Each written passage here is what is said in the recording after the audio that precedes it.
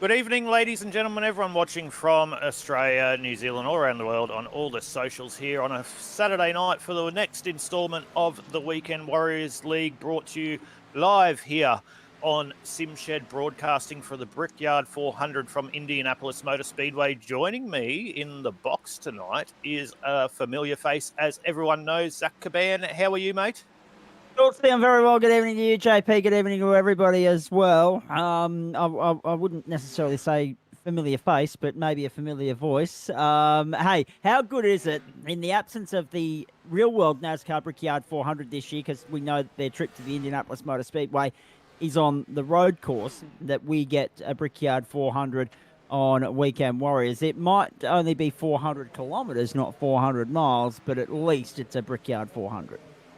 Yeah, sensational, Zach. Great to be back here at Indianapolis Motor Speedway. And in my opinion, one of the best speedways in America, or even if we could say all around the world. So great to be able to bring this one to you guys here on Simshed, broadcasting for a Saturday night for the Brickyard 400. So looking forward to a cracking race tonight. And if the last couple of weeks is anything to go by, I think we're in for a treat tonight.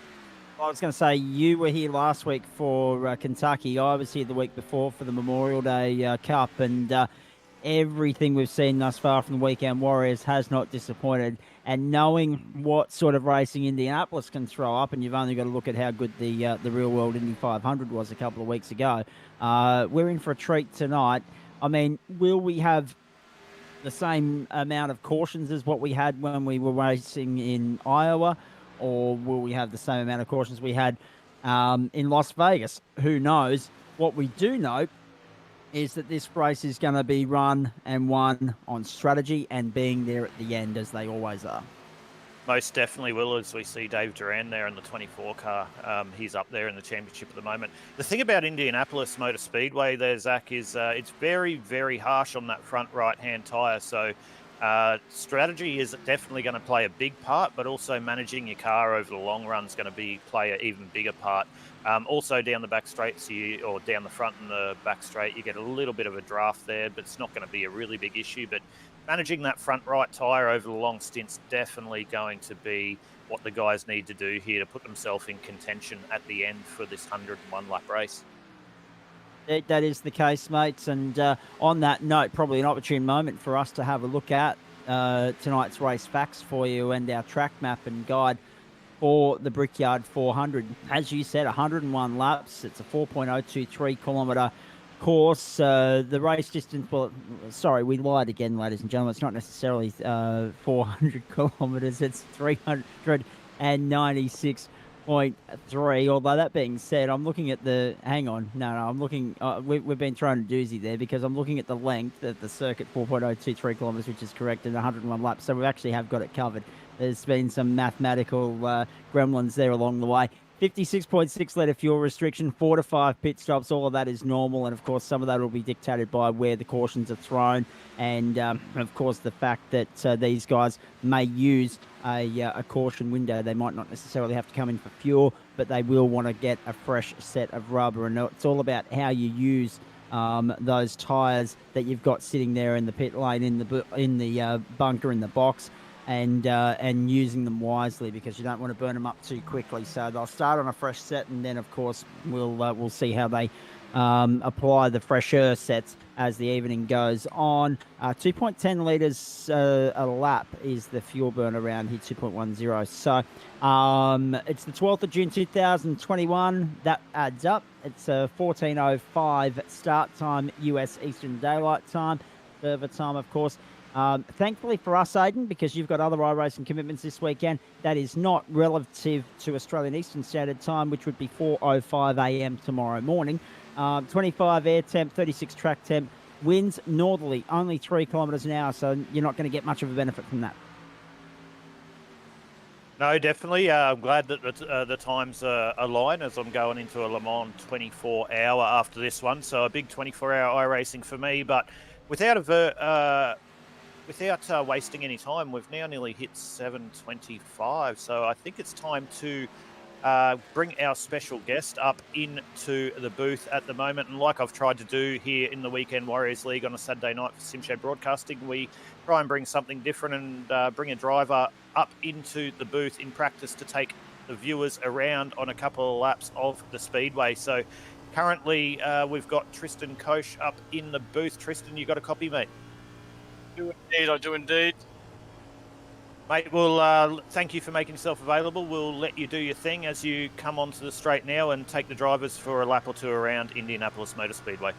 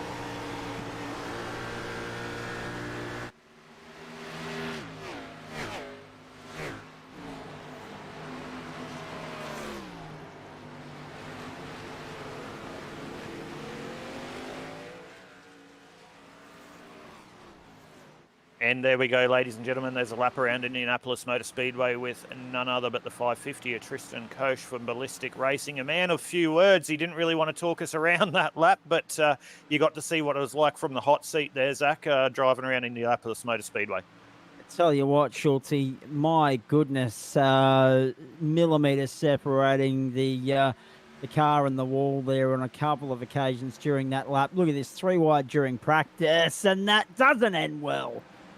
Oh, geez. You want to hope they get that out of their system during this race, during this practice session, rather than, of course, saving that for the race. They wouldn't want to be doing that sort of stuff during the 101 laps here. It's the easy way to fast end to your night. Mate, so one thing I noticed there, and it was very important, slipstream, because this is a long speedway, long front straight, long back straight. Slipstream's going to be your friend, much like what we saw in, I know they're a totally different car, but the Indy 500, Slipstream is king.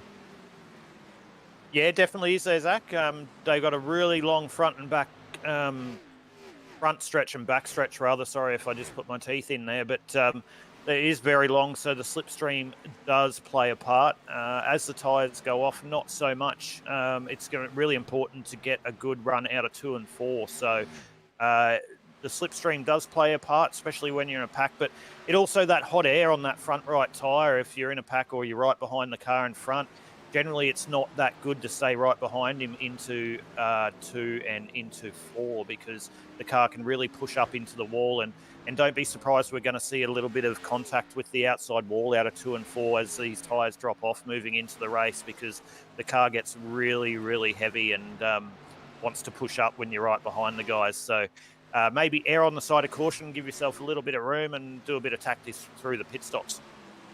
Can I say, gentlemen, trying to get to 300 Ks just off the 100 metre marker into the corners is the goal. Christian, if you don't mind me asking, mate, how much of this lap is full throttle? How much do you rely on the brake as you get to the end of the front stretch and the back stretch, mate? Riding the brakes through the corners, and it's full throttle most of the time around here, as mentioned before. Millimetres off the wall and millimetres off your opponent, whether it's to the left or to the right.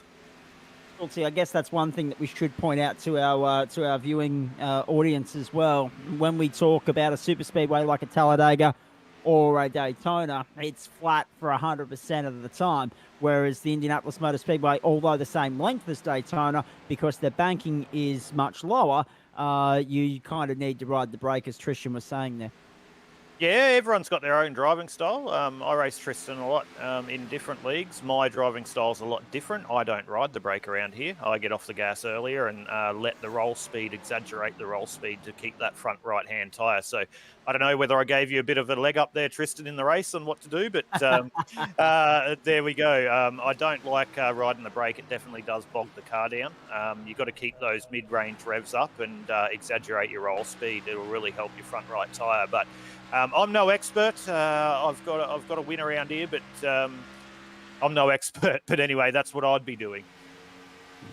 Schultz, if Weekend Warriors has taught me anything in the past, it's to have the Strepsils at the ready. So I brought them into the booth with me tonight. We'll probably need them by about 10 o'clock. Oh, mate, definitely will. The last 10 laps, we're always jumping out of our seats. So strap yourself in, ladies and gentlemen. We might have, hopefully, not a pedestrian hour and a half ahead of us, but I'll guarantee you the last 10 laps of this is going to be off chops. Now, are we just jumping into qualifying here, or have we? Yep, qualifying coming up now for you, ladies and gentlemen. So watch the totem pole, which will pop up on the left-hand side of your screen. See where your favourite driver ends up, how they're faring throughout the course of the session. It will be fast and frantic, these qualifying sessions. They don't muck around. They rip the Band-Aid off, send it, get stuck in, rip, tear, rush, bust, and it's over before you even get a chance to take a breath.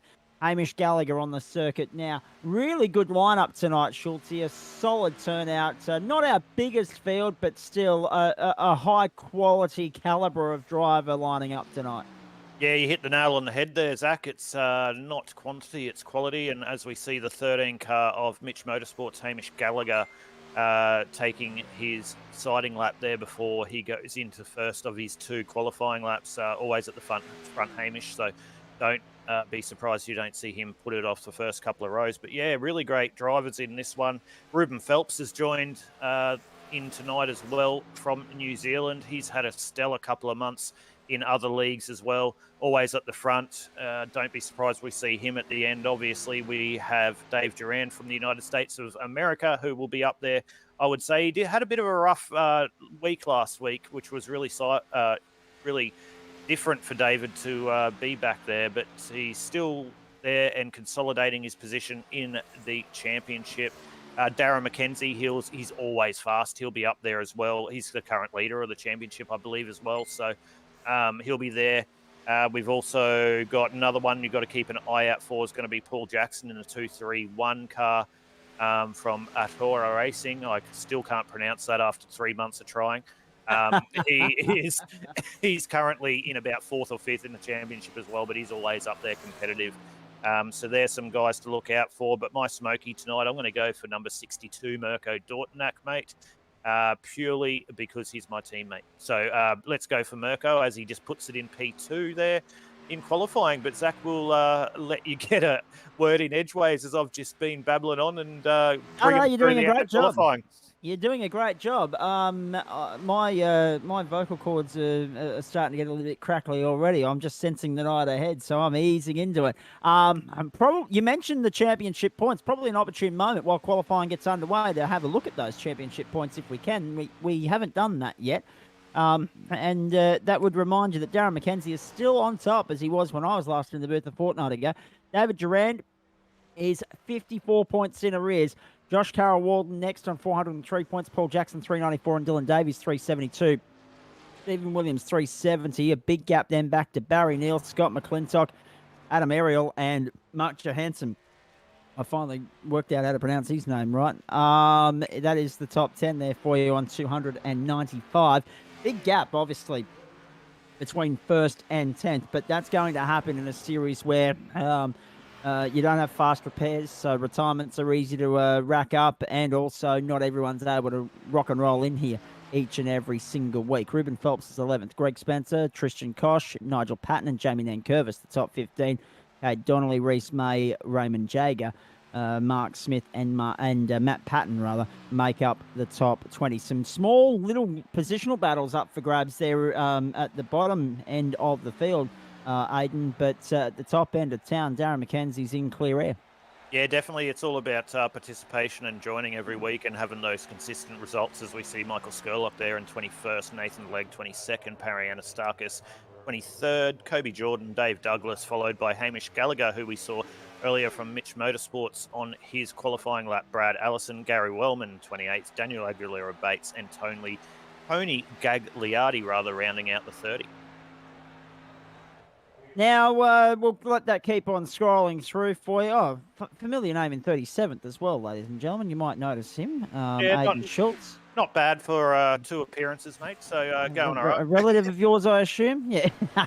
Now, Darren McKenzie, it will be no surprise to anyone here that the championship leader is fastest in qualifying at the moment. He's 400ths of a second clear of Devon Stove and Hamish Gallagher, David Durand and Scott McClintock, but less than 2/10 of a second separates first and fifth in qualifying. We expect the gaps to be nice, short, sharp and tight tonight.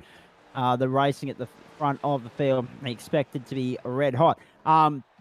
You mentioned earlier here you were putting your money on who you were tipping. I'm not going to be that silly this time around because the last time I did that, I put the mocker on whoever it was that I tipped a couple of weeks ago. I'm not going to do that again because, as Will Hagen once put it, it's the easiest way to ruin a reputation. Taking punts on motor racing events because all the variables, all the unknowns, they're going to get thrown up here in the next 101 laps.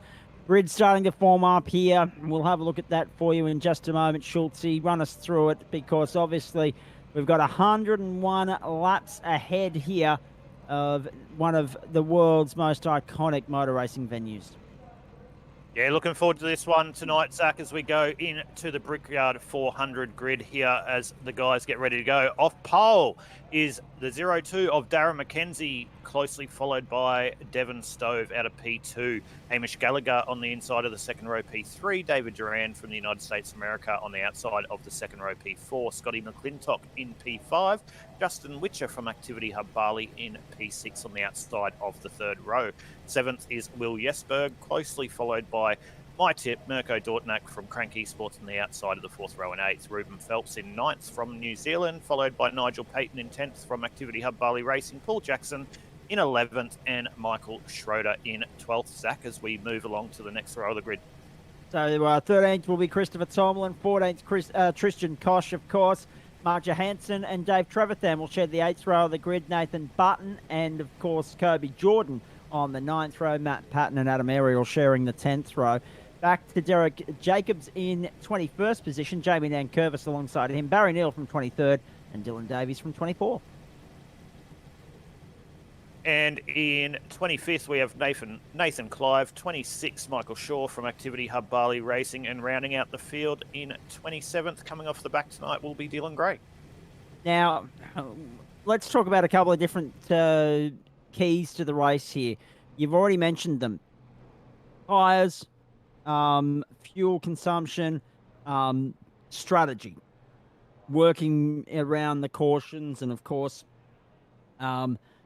I guess maintaining a good, consistent, moderate tempo here as well.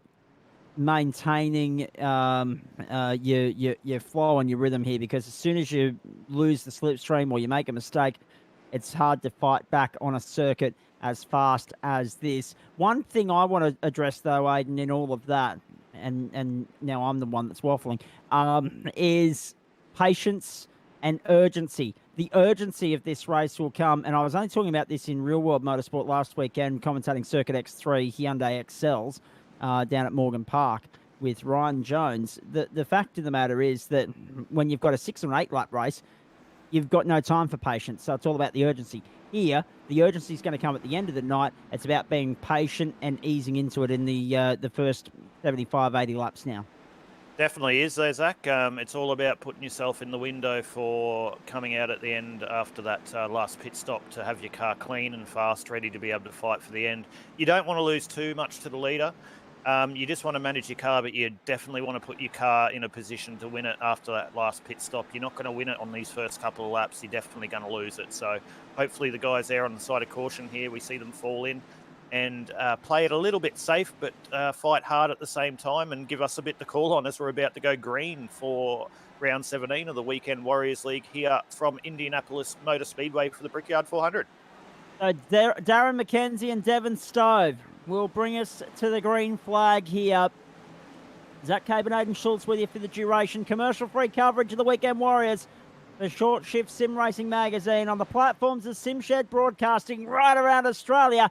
It's our new favourite Saturday night task. It's the Weekend Warriors. It's the Brickyard 400 kilometre. And Barney's got the green flag ready to fly. Let's go. And we are green here on the Weekend Warriors League on a Saturday night for the Brickyard 400. We see Darren McKenzie there getting a good jump on the inside with Hamish Gallagher right up behind him, trying to really overlap that car and get into second place. Oh, as Hamish gets really close to the outside there. We'll see if these guys just file in and go step toe. And if that is a word, I don't know. I just made it up as we go onto the back straight. Certainly did. Down the back straight they go for the first time. 101 of these to go, ladies and gentlemen. Darren McKenzie, the early race leader. And a nice clean getaway for the championship leader from Devon Stove. He's held off the attack of Hamish Gallagher in the opening stages here. Duran, McClintock and Whitaker remain status quo. The big loser in the start was Will Jesberg, who's dropped down 2 positions. But everyone else has made their way along nicely. Matt Patton from 19th up to 16th, if you don't mind. The biggest mover on the opening lap. Yeah, great start there by Matt. But mark my words here, Zach, just have a watch of Darren. So I really rate Darren McKenzie as a driver. I think he's really quick. He is quick in everything he drives. But he will be the first to say sometimes he does struggle with managing his tyres. So you'll see here that he's gone out to an early lead. If we go green here for 20-odd laps, don't be surprised whether Devon, and Devon Stove's actually from Short Shift Sim Racing magazine, which supports StimShed Broadcasting as well. So good start there by Devon, but don't be surprised if we see his car go backwards a little bit. But I know he's definitely been working on managing his tyres, so we'll see how that happens. And it's gonna play out more so tonight on more of a flat track than a proper oval. Absolutely. And also, have a look at this. Jockeying for position further back in the pack. David Duran, 52.04, the fastest lap of the night. Lap 3 of 101. Just going back to your point you made about McKenzie with regards to tyres, as Gallagher gets down on the inside of Stove there. Nicely done. You were on board with Duran. He's looking for a tow through. Now he wants to go 3 wide. He's Fourth issue on the run down to turn 3. 3 wide on lap 3, if you don't mind, ladies and gentlemen. No, these guys mean business early. We were talking about patience and urgency. It looks like they're being urgent in the first 3 laps, not the last 3. Hey, just going back to McKenzie for a moment. If you go too hard too early, there's always an invoice to pay on that. So I agree with what you're saying. It'll be very interesting to see how he manages his tyres, because if he does decide to go and bolt, he's going to be brought back to the pack pretty quickly if this goes green for a great length of time. Nice move down the inside there from Ruben Phelps. He's gained 4 positions already. He's up on the inside of Justin Whitaker, and the job is done into 5th. Long gap back, about a second and a half between Gallagher and Phelps. That's 4th and 5th on the racetrack. You're watching 5th, closely followed by Whitaker, McClintock, and then, of course, Dauntenac and Jackson making up the top 9. Yeah, definitely got to watch Ruben Phelps here tonight, Zach. He had a win at Indianapolis earlier in the week in another league, so very, very strong around this track. So don't be surprised to see him get up here at the end of the night. So as we're on board there with Dave Durand from the United States of America, going side by side there with Devon Stove there. These guys do not want to give up their track position. They're fighting for it early, but that's just letting, as Hamish Gallagher now goes down the inside, that's letting Darren McKenzie get a little bit of a gap there at the front. And this is the interesting thing as well. We talk about this in circuit racing, not just oval racing. If these guys jostle and jockey for position, it's not going to do them a great degree of service, a great degree of justice in the long run, because you'll claw yourself back. You'll hold yourself back. You won't be able to go with the guy that's drawn out to an advantage, but you'll be brought back to the guys that are chasing you. It's a double-edged sword. Do you want to fight for position early or work together to maintain your track position? Yeah, we'll be in lap 5 now. They're definitely going to know. Oh, as Hamish nearly gets into the outside wall. I don't know whether he lit up the rear there or just tried to miss the wall, but lap 5 going into lap 6 now of the Brickyard 400. These guys would have settled in and they know what they've got under them at the moment. So now they'd be looking at their fuel numbers, looking at their tyre wear. Oh, Dave Duran nearly just hits the wall as well. They'd know what they got under them, so we'll see what they have as Hamish Gallagher. Gallagher now makes a move for P2, Zach. Yep, side by side, down the back straight. Gallagher said, I've had enough of this, and he wants to lead from the front for a change. So he's going to go to second on the inside of Stove and begin the pursuit of Mackenzie. Oh, this is just brilliant stuff. Stove holding on around the outside. They are on the ragged edge. Durand in there as well. We've seen a couple of big moments from these two in the last couple of laps, mainly Durand and Gallagher. We wait and see what's ahead of us now. And have a look there. Couple of laps. Look what that's done with fighting. Look who's coming back up in the fifth Oh. spot. Ruben Phelps. So he was over a second behind, and this moment they got too wide, bang, Ruben straight back on the back of him like a yo-yo. So Darren McKenzie doing a great job out the front there, but now we've got a fight there from second all the way through to ninth. Durand in the 24 was fourth a lap ago. Now sits second. Got his nose in front of Devon Stove. They're going to jockey and jostle for position down the back straight. Look at the toe that Ruben Phelps is getting as well from Devon Stove, and Durand and Gallagher double up and get the better of Stove. So Stove goes back to fourth, and now he's in the toe of Durand as they go along the short chute. Gallagher down the inside trying to hold on to third. Look at Phelps as well. He senses that the inside line's going to work better for him, and they're trying to get Stove hung out and dry. And now Justin Witcher's getting involved up the inside of Ruben. But I tell you what, Zach, you said the Strepsils for the last 10 laps, the first 10. Oh, Jesus. the first 10, yeah. Oh, my God. So I don't know what we're going to be doing in the last 10 because this is amazing racing from the guys here on a Saturday night in the first 10 laps of the Brickyard 400. I brought a fresh tub of honey earlier in the day. It might come in handy. Down the back straight we go again. So the big movers early on. Ruben Phelps up 4 positions. Barry Neal up 5 positions from 23rd to 18th as well. Dylan Davies up 4 positions to 20th. And they're the big 3 movers so far tonight. Kobe Jordan has lost 8 positions already, has dropped down to 26th position. He's the big loser of the night thus far. I'd strongly suggest that Kobe's got into the outside wall there a little bit and struggling a little bit with aero, as we're on with my pick at the moment. Mirko Dortnak working in behind the 231 of...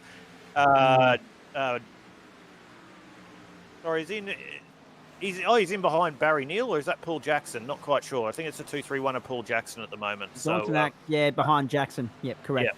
So going well. So Kobe, and there's Derek Jacobs at the back of the field going, but Kobe is definitely hemorrhaging spots at the moment. So I'd strongly suggest he has had a little bit of a altercation with the outside wall at some stage, and the aero is definitely not working for that car at the moment. The more you mention your tip tonight, the closer you are to putting the mocker on him, my friends. So be mindful of that as we edge closer. And Mirko will watch this back, and I'll talk to him during the week. I'm probably trying to do it on purpose. So he might go better. We'll see how it goes. He might, or otherwise you might be off the Christmas card list, one or the other. Down the main straight we go. How good stock car racing on a Saturday night. Weekend Warriors Cup car action from the Brickyard. We were only here a couple of weeks ago celebrating a little piece of history with Elio Castroneves. Now we're back here. Whoa, massive sideways moment for Justin Whitaker, was it, in behind Devon Stove there? Yeah. I mean, on the ragged edge in the early stages. How easy is it to get these cars loose if you're just the slightest smidgen offline here, Aiden? Very easy there, Zach. Definitely a lot of throttle control. Really need to be careful. So you can run them really fast, really early, like with a lot of throttle, as we see Devon. I think that's Devon going really high up there into the outside wall. But you can really wear those tyres out early, so you can go really hard, real quick, full flat. But yeah, definitely really need to be very careful on that right loud pedal especially coming out of 4 and coming out of 2. So, and they're the most important corners to get you run onto the longest straights. So. Yeah, answer your question, Zach. Definitely very easy to light up the rears, and as we see at the moment, Justin Witcher doing really well moving up. But have a look up the front there, and I said with Darren McKenzie and his tyres, it's now Dave Durand's really caught him at the front. Dave Durand was leading a moment ago. Now Hamish Gallagher. It's still Darren McKenzie holding these guys off, but it's become a 4-way fight. Ruben Phelps up into third. So the charge continues from Phelps. Again, it just goes to show qualifying A lot of categories around the world place a great emphasis on that. Here in stock cars, hey, you can win it from anywhere. Yeah, definitely. And a lot of Ruben's results lately have actually been from the back. So he had a win or a second place in another league, I think 2 or 3 weeks ago. And he actually started out of P32, I believe, and got second. So, Oh, jeez, Oh, Mackenzie was Mackenzie. high. And there is exactly what we said in regards to the rear tyres. So Hamish Gallagher definitely took advantage of that and now wants to take control of the race at the front. So sorry to jump in on you there, but that was a big moment for Mackenzie. And he almost ended up in the wall. That could have triggered either a big crash or at least a caution. So we remain green at the moment through 12 laps. We haven't said that too many times so far this season. We had a caution early at Las Vegas. We had a caution early in Iowa. Talladega, we went green for a little bit. But no, it's been, whenever I've been in the booth, early cautions have been the order of the day. Not so at the moment. We go 12 laps caution free. And already Gallagher defending the inside. Mackenzie, the high line, Phelps is there as well. Durand, and then about 2.5 seconds back to Whitaker. Dauntenac, Stove, Jackson and Tomlin. Then McClintock. Jeez, that was tight. The top 10 at the moment. Devon Stove has dropped down 5 positions. So as much as Ruben Phelps has been the big winner inside the top 10, Devon Stove has been the big loser. I tell you what, though, Zach, Dave Duran needs to buy a lottery ticket with the outside wall at the moment because he's nearly cleaned himself up on that 3 or 4 times in the race, and we're only 13 laps in. So very lucky by Dave to not get into an incident there, as we see Justin Witcher from Activity Hub Bali and my man, and I'm not going to say it again, as you just said, Zach, Mirko Dortnak there from Crank Esports fighting really hard there for 5th and 6th. Down onto the main straight. Lap 13 is in the books. Side by side further back in the pack. We've got a 3-way fight unfolding here with Dave Trevathan under pressure from Jamie Nankervis and Nathan Button as well. And don't forget also Nathan Clive is in on the back of them too. And they're all trying to go with the guy in 18th, which is Dylan Davies. Yeah, and great drive for Dylan at the start here, Zach. He's actually up 6 spots from his starting position, so a nice, solid, comfortable start to the race. So hopefully he keeps moving forward as we transition into the middle to the end of this race moving forward. So equal with Ruben Phelps as the biggest mover of the race thus far, Aiden. Most definitely, but the biggest mover is actually Barry Neal. He's up 9 spots, so he's up into 14th at the moment. So I don't know what happened with Barry in qualifying, whether he wanted to just start at the back and challenge himself, and knowing Barry, he probably did. So he's going to be there at the end as well. Barry's an absolute great steerer and always fast. So as we watch his teammate at the moment, Paul Jackson, trying to make a move there on Devon Stove. So Devon Stove under serious pressure. He's under the pump at the moment. He's sliding all over the place at this point as they head onto the back straight one more time. Jeez, he was a hair's breadth away. There's no doubt about that from smacking the rear end into the wall. And that's going to put him under all sorts of pressure as Jackson lunges down the inside into turn 3 and says, I want that position. And Stove says, no, I'm riding the high line. And you're just going to have to wait and be patient here. Oh, contact! Oh, geez, Jackson and Stove have come together. And Tomlin has taken advantage of that and made himself the meat in the sandwich here. Yeah, and as you see with Devon Stove, it's exactly what I said earlier in the broadcast there, Zach. It's a bit of a case of going too hard too early because he is absolutely losing spots left over, a hand over fist, and has nothing for everyone behind him. And nearly caused an accident there with a little bit of a slower car from Paul Jackson. So we'll see what Paul does here with Tomlin, whether they can get past Devon cleanly. So, yeah, Devon really struggling in this first stint. Hopefully he has a look at that and fixes it for the second stint to get his car better for the remainder of the race. But there is a prime example of going too hard too quick. And Dauntenac down on the inside of Dave Durand. So Dave Durand's dropped off the top 3.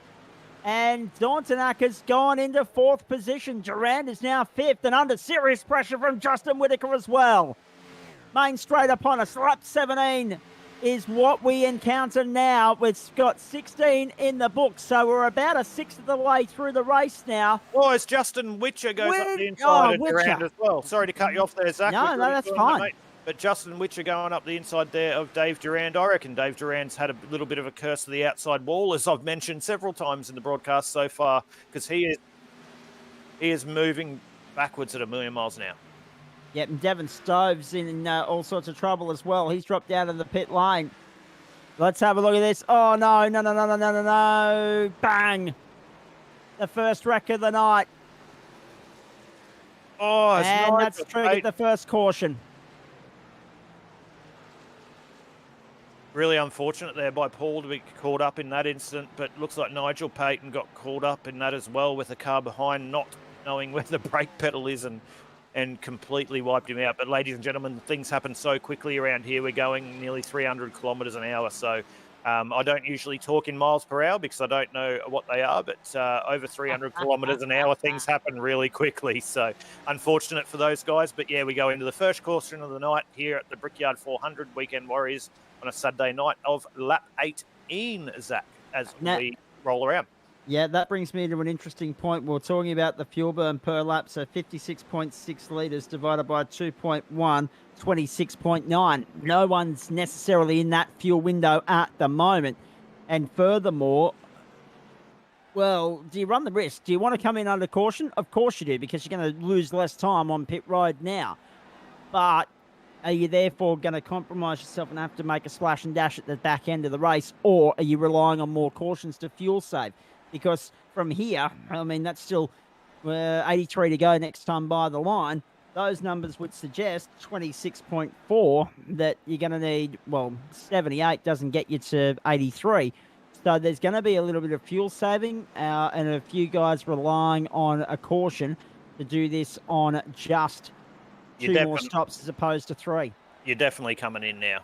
Definitely coming in now. They've got another 3 sets they can take. So definitely coming in now. You got to keep that car under you as you see everyone following Hamish into the pit lane. Some of them probably relieved given their tyre wear.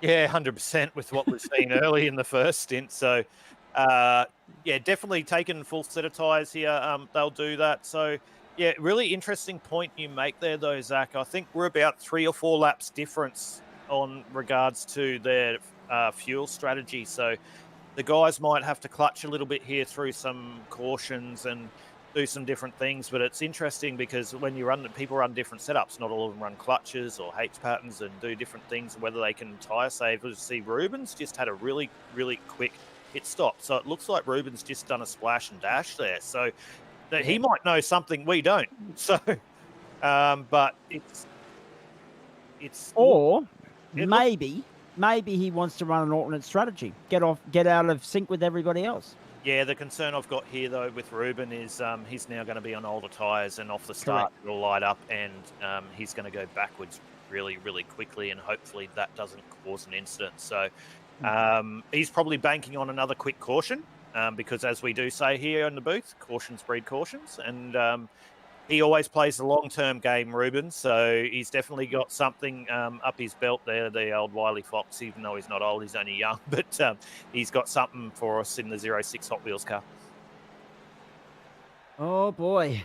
Hope you're enjoying it thus far, ladies and gentlemen. I think there'd be a few people relieved that the caution came out when it did. I think there'll be a few people equally as surprised that it took us this long to get to that first caution. But now that we've got one, how many more times will that iRacing course car make an appearance tonight? It'll go around at least one more time. And we've got Ruben Phelps in the booth, Aiden, and he's had a pretty impressive start. Yeah, Ruben, Aiden Schultz here, mate. Schultz, sorry to bring you up unannounced, but really interesting there through your pit stop. You didn't take tyres there, did you? Yeah, I saw that. What's going on from the 06 Hot Wheels car at the moment? Very great, a great start, a lot of positions gained. What's your strategy at the moment? Obviously, everyone behind you is going to be on freshies, so you'll probably move backwards pretty quickly. You're banking on a quick caution now and looking at that fuel and trying to position the car into the long run at the end. What are you thinking, mate?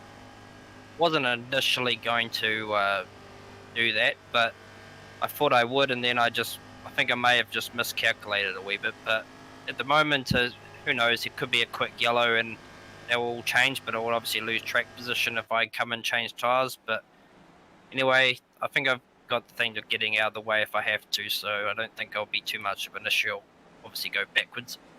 So did you mean not to take tyres there, or was that a little bit of an unfortunate incident with not clicking to change tyres?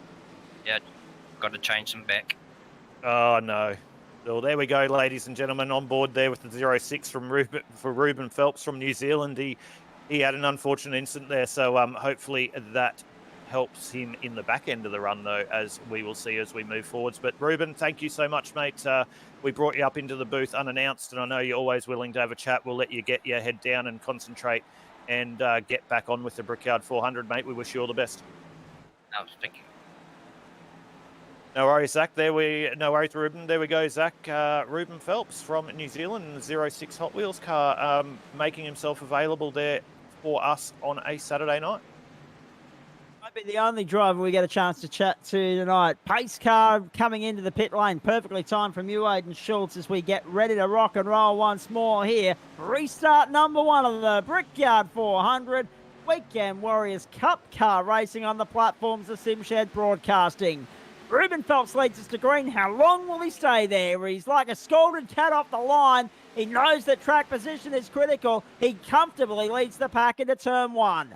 And you watch Hamish Gallagher right here and Mirko Dortnak. Hopefully this doesn't cause a caution. Ruben is going to be very slow as he can't get the car pitched into the corner as Hamish is gone. And you'll see Mirko Dortnak follow him really, really quickly with Scott McClintock right behind Justin Witcher, and P5 will go up. And you watch Ruben. He is a sitting duck on those tyres at the moment. So bad error there by Ruben to not select those tyres, as you heard here live on Simshed Broadcasting on a Saturday night, right from the driver's seat, on what these guys do. So really, really good insight to see it. Oh, Justin Witcher on the inside as well, Zach, but really good to see what these drivers do and see it from the cockpit, and they definitely need to think about other things than just turning left, that's for sure.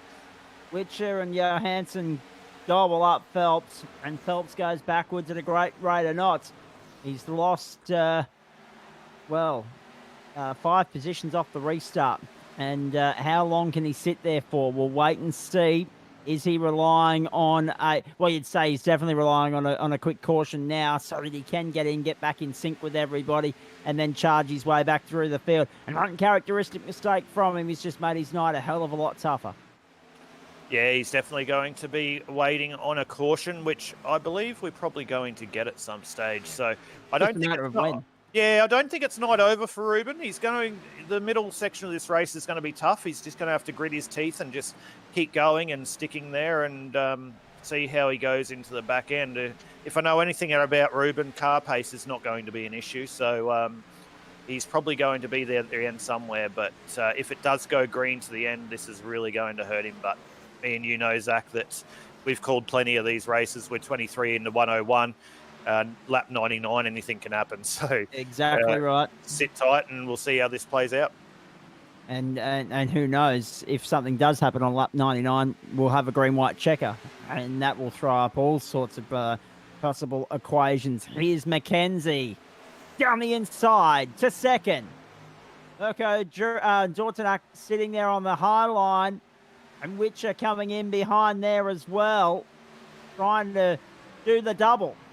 Trying to double up and get the better of Dortnak, but at the moment, Mackenzie holds sway in that battle for second there. Half a second off the race leader and Hamish Gallagher. Across the line we go. Lap 23 done, on to 24, and we have under 80 laps to go. 78 of them, in fact, to go here at the Brickyard. I hope you can stay with us for the rest of them on the platforms of Simshed Broadcasting. Nice move there on the inside. Jesberg and Phelps arguing over the same piece of real estate. Tristan Koch as well. Yeah, and Tristan Koch, Zach, there is the person we had earlier taking us on a couple of laps around the Indianapolis Motor Speedway. But keep an eye out too for Jamie Nankervis. I've been keeping one eye on him, and he's slowly been moving his way forward through this field as the race has progressed. So as we see Michael Schroeder there from A1 Sim Sports in the 263 car doing a good job in 14th as well. Onto the main straight. So almost quarter race distance here. Let us know where you're tuning in from tonight, ladies and gentlemen. Let us know if you're enjoying all the action coming to you from the virtual Indianapolis Motor Speedway, center of the universe a couple of weeks ago. And, of course, stock cars heading, well, IndyCar and NASCAR heading back there in August as well. And I believe the Intercontinental GT Championship heads there in October as well. Lap 25, good battle pack here, good battle pack. So Gallagher, McKenzie, Witcher, and Dauntonac. 1, 2, 3, and 4. Gallagher doing his best to hold on to the lead. McKenzie wants to go back out in pursuit of where he was at the start of the night. Witcher's happy to find his way 3 positions up the field from where he started. And, of course, Dauntonac's up 4 positions.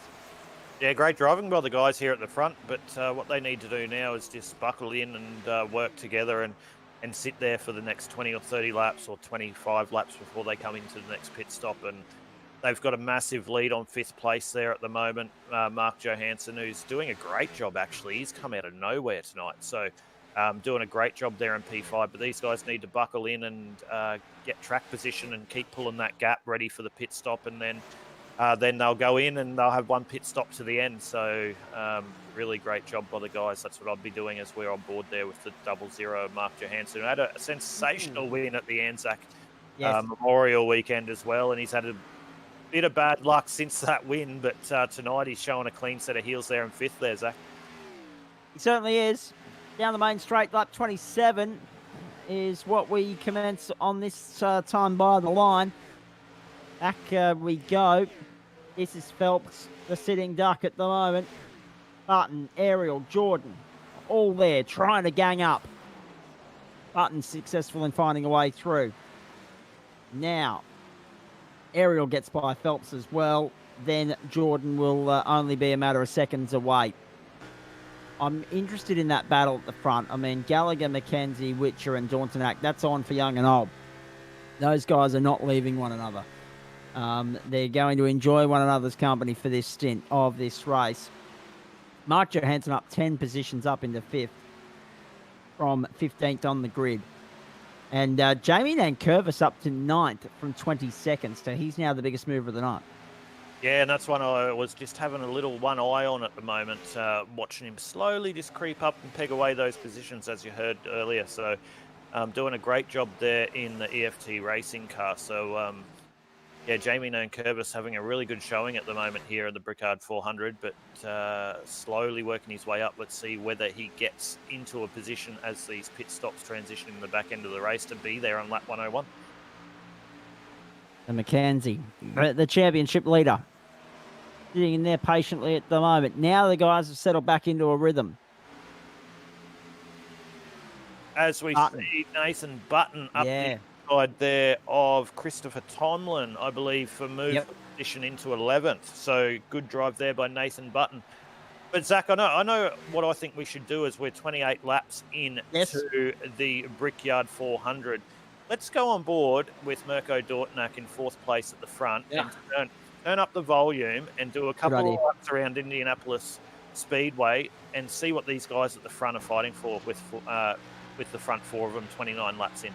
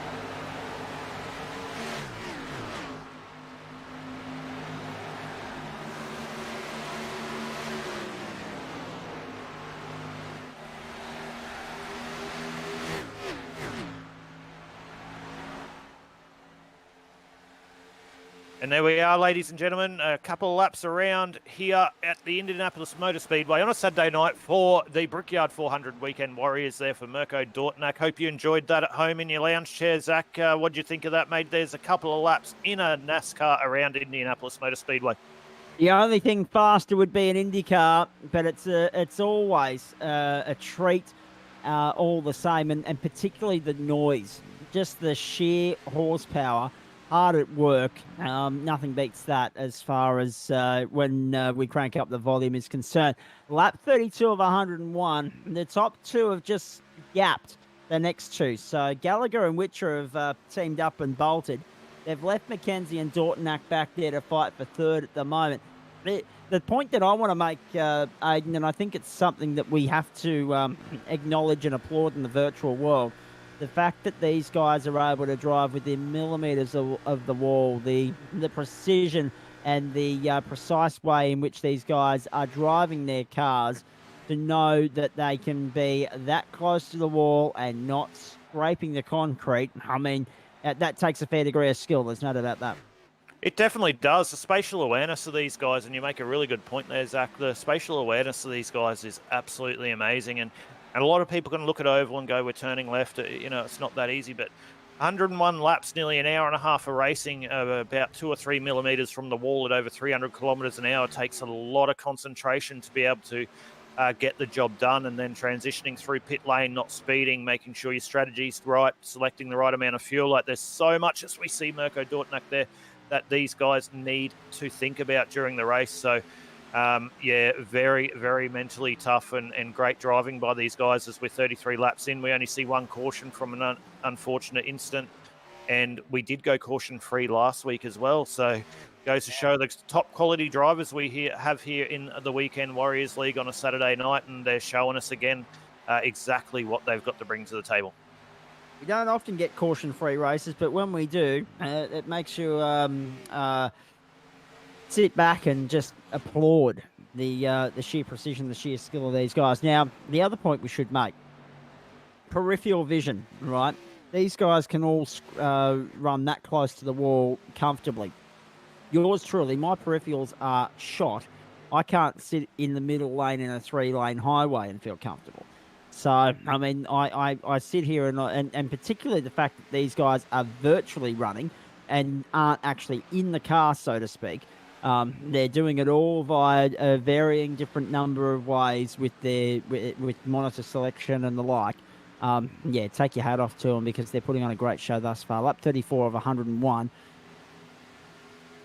Yeah, and I'll have to second that there, Zach. I've actually, me personally, and a lot of people that follow me on my socials and through my streaming, I've just upgraded to triples, and that's definitely helped me with my peripherals. And some of these guys run triples, some run singles.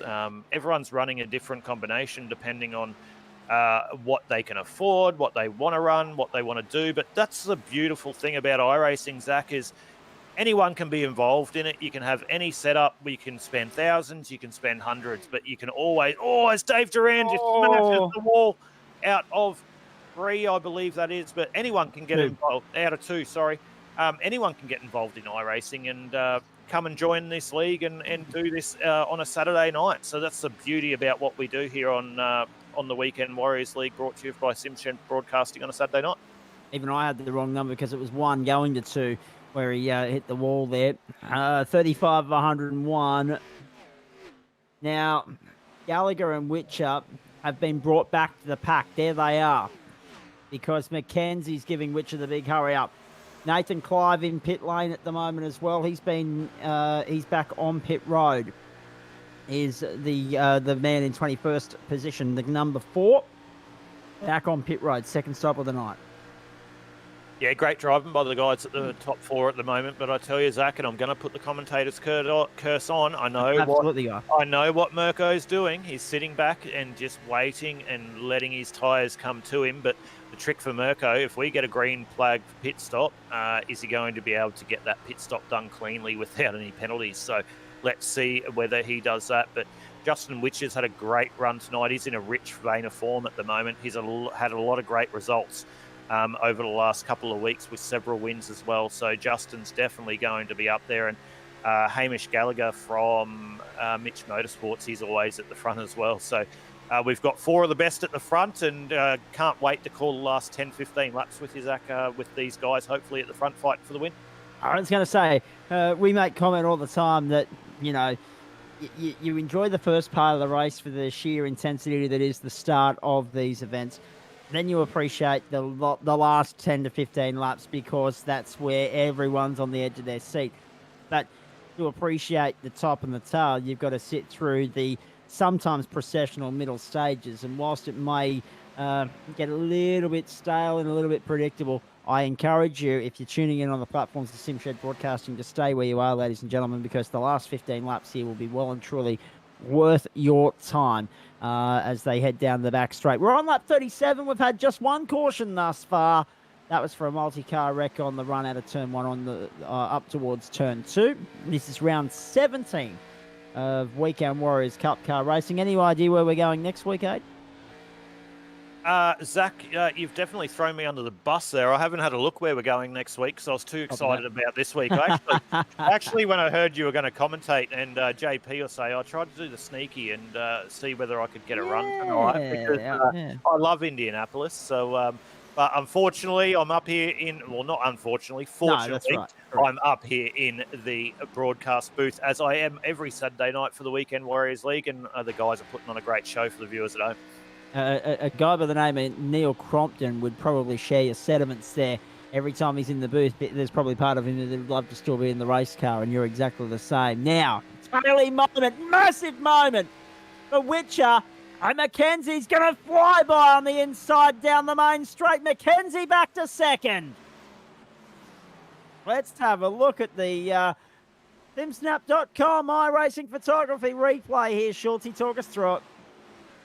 Yeah, as we watch Justin Witcher there out of 4, just pushing a little bit high, and he just had to get off the gas, and he did a really good job there to stop the car getting on the outside wall. So no damage there for Justin, but he did definitely sacrifice the position there to Darren. So he'll sit there and recollect his thoughts, and he'll have another go at Darren shortly, as we see Mirko now trying to get on the back of Justin and get up into P3.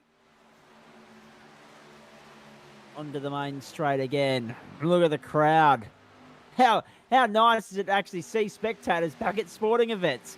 Down the main straight, lap 39 of 101, and we are more packed spectator-wise than what we were for the Indy 500. They had 135,000 there a couple of weeks ago, and I think Elio Castroneves hasn't yet finished shaking everybody's hand. He went around and celebrated with just about everybody at the end of that race a couple of weeks ago. The joys of the virtual world. COVID's not existent. Onto the back straight, 40 of 101. So, we're at a critical point of the race. 40% of the way there, 60% to go. We've got our movers and shakers. We know who's in a good position, who needs a little bit of a pick-me-up, and who's got some work to do. Not least, of course, Ruben Phelps, who's down in 15th position at the moment, out of sync with everybody, just trying to get his way to the next pit stop at this point in time. And then he will throw a fresh set of rubber at it, and he will not be able to get that those tyres on quick enough here as they head down the back straight again. He's under tremendous pressure from Dylan Davies here at the moment. Back to Kobe Jordan in 12th. The 41 of 101, 60% of the race to go, but there'll be many more chapters and verses towards the back end of the race than what's being written now, because if we get a late race caution, the strategy, the ball game, it all changes, it all gets thrown out the window and brought back again. Yeah, exactly, Zach, and the drivers are definitely writing a novel at the moment. We're definitely probably in about chapter 2 of 12, so a long way to go, but you did reference Helio Castroneves there winning the Indy 500. Yes. I wonder if the person who is lucky enough to get on top tonight, whether they go and climb up the fence as he did in front of these 140-odd thousand fans that we see in the virtual world here on the Brickyard 400. So we'll see whether they do that, but I'll guarantee you they'll definitely do a good little bit of a burnout for us, for all the viewers at home. But we're now 42 laps into 101. Hamish Gallagher has the lead there, with Darren Mackenzie doing a great job now, slowly pegging him in. And it looks like Mirko Dortnak's made the move for third and got in front of Justin Witcher at the moment, Zach. And they won't be too worried as we go to a replay of that pass Dorntonac on Wichita, they won't be too worried about the fact that they're a second behind at the moment because whilst an inch is as good as a mile, and I'll speak in imperial knowledge or language because we were in the United States, here's that move, Dorntonac going to third. An inch is as good as a mile, but only to a point because eventually these guys have got to come in and fuel up. Eventually we're going to get a safety car. So much can ebb and flow and change along the way here. They will not be worried about the fact that they've got a bit of ground to cover and try and catch up at this time. Yeah, you make a really good point there, Zach. What you're going to see here, if Darren does get the run and is lucky enough to get in front of Hamish or try and fight for the position, Mirko's going to really come back to the pack. Just so our Victorian viewers are up to speed as well, we know you've been doing it tough over the last couple of weeks, and we're thinking of you. First to lockdown, then floods, then blackouts, fair income. You can't take a trick at the moment. Your Premier is actually going to return to work on Monday, June 28th. So make of that what you will. The Premier back on deck in a couple of weeks' time. So we'll see how that plays out for everybody. 43 of 101. Just let's hope there's no lockdown by then because, as I say, the longer we have these lockdowns, the longer it's going to take us to get back to some form of normality. You can plan to get back to normality and then these premiers just rip it up and throw it out the window for you. So hopefully everything's back on track there in Victoria and we can avoid a repeat of last winter. Have a look at this 3 wide into 4. That didn't eventuate into any sort of trouble, which is good to see, but it so easily could have as they head down the main straight. Davies is there in position 13 at the moment. Ariel behind him. They're chasing. Davies, Ariel, and then Jackson, of course. So it's all happening here at the moment. There is a bit of lap traffic around in that fight as well. Kobe Jordan sits 10th at this point in time, ahead of Nathan Button and Chris Tomlin. Yeah, great driving by the guys here, but we've just brought up another driver into the broadcast booth, Yes. Mr. Paul Jackson in the 231 car. Unfortunately, involved in an incident earlier in the race, and I do apologise there, Paul, that we've brought you up unannounced. But, mate, tell us a little bit about the incident and how your race has been going, mate. You got me there? Or? Yes, mate. Yeah, got a copy on you, mate. I wasn't sure. I muted my mic earlier, so... I was running good and sitting there at a lot of pace and, yeah, just certain idiots not being patient, going 3 and 4 wide, ruined me race straight up, so... How are you looking, though, there with damage, mate? Have you got many optionals, Neff? Do you think if there's some cautions later that you're going to have something to be able to fight at the front? Obviously, your tyres and stuff and tyre strategy will be okay, but what about the car? Is the car in good stead? Well, I just rubbed it all in when you brought me up because I was trying to look at something, but just trying to calculate stuff and just trying to work out fuel strategy and that to try and make up a few extra spots. I had fixed up the car. There was no damage, but I think it is down a little bit on pace. But, Yeah, we can see there that the front right-hand corner is a little bit how you're going, so... Yeah, that was the tap on the back wall there, but Ed's going to come into pits now on the old strategy, try and undercut here and get some fresh rubber. All right, mate, well, we know how it is pit lane. We'll let you go and transition through pit lane, mate, but thank you for making yourself available, and we wish you all the best for the rest of the race. No worries, man. Paul Jackson on pit road, lap 46 of 101, and very nicely conducted interview from Aidan Schultz there. Back we go. Here's Durand on the inside in the 24. The 4 on Will Jesberg. Now, these two significantly down the order. And 12 seconds behind Witcher is the battle for 4th and 5th at the moment. So, you know how I was saying an inch is as good as a mile. They've got a couple of kilometres. They've got a mile at least on these guys at the moment. They're in good stead. And this is how quick things can change, Zach, is we spoke about Will Jesberg earlier in the broadcast. In those first couple of laps, he went backwards really quickly, but he's kept his car clean and just done solid laps, and he's now moved himself into the top 5. So he's done a great job to keep that car clean and put himself in a position as we're about to go midway through the race here on a Saturday night for the Brickyard 400. So depending on pit stops and whether we get late cautions, he's got a really nice clean car. I know we've seen Dave Durand as he gets really loose there on entry into 4, has made contact with the outside wall a couple of times. So Will Jesberg's definitely in a good position to possibly get a top 3 in this, depending on what happens. As we see the leaders now transitioning into the pits, we see Mirko Dortnak and Justin Witcher go into the pits under green. So here's our first green flag pit stop, Zach. So Durand and Jesberg go up into second as a result of all of that. Who's been saving fuel? How long for, and how long can they stretch it? That was a 30-lap run, or 29 at least, for Witcher and Dortnak. So we mentioned about a bit of fuel saving may be required. The guys can now definitely get home on 2 stops. They can, Zach, and what it'll do here, you'll see Witcher and Dortnak, they'll get a massive undercut with the tyre, with the new tyre. So Hamish will be a little bit of a sitting duck here, but what that's also going to do if we go green into the final stop, that Hamish is going to be very strong. So as we see Jesberg come into the pits now, Durand stays out. So ladies and gentlemen, sit tight here on SimShed Broadcasting for a Saturday night, because all the pit stop strategies and everything's about to play out, and things are about to heat up, and we're about to turn up the wick as we're about to go lap 50 of 101. At 49 at the moment, of course, lap 51 will be half race distance tonight. And of course, with no red flags and no rain in iRacing, it's pointless me saying that at half race distance it constitutes a race, because we know we're going all the way through.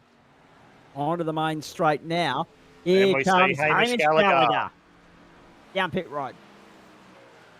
Yep, so we'll have to keep an eye and see what Dave Durand does here, whether he covers off as well. He's not really in the fight for the lead, but what I'm really interested to see, whether that 1 or 2 laps on the fresh tyre with Mirko and Justin Witcher, to see what that gap is going to be when Hamish comes out. So we'll see what happens there.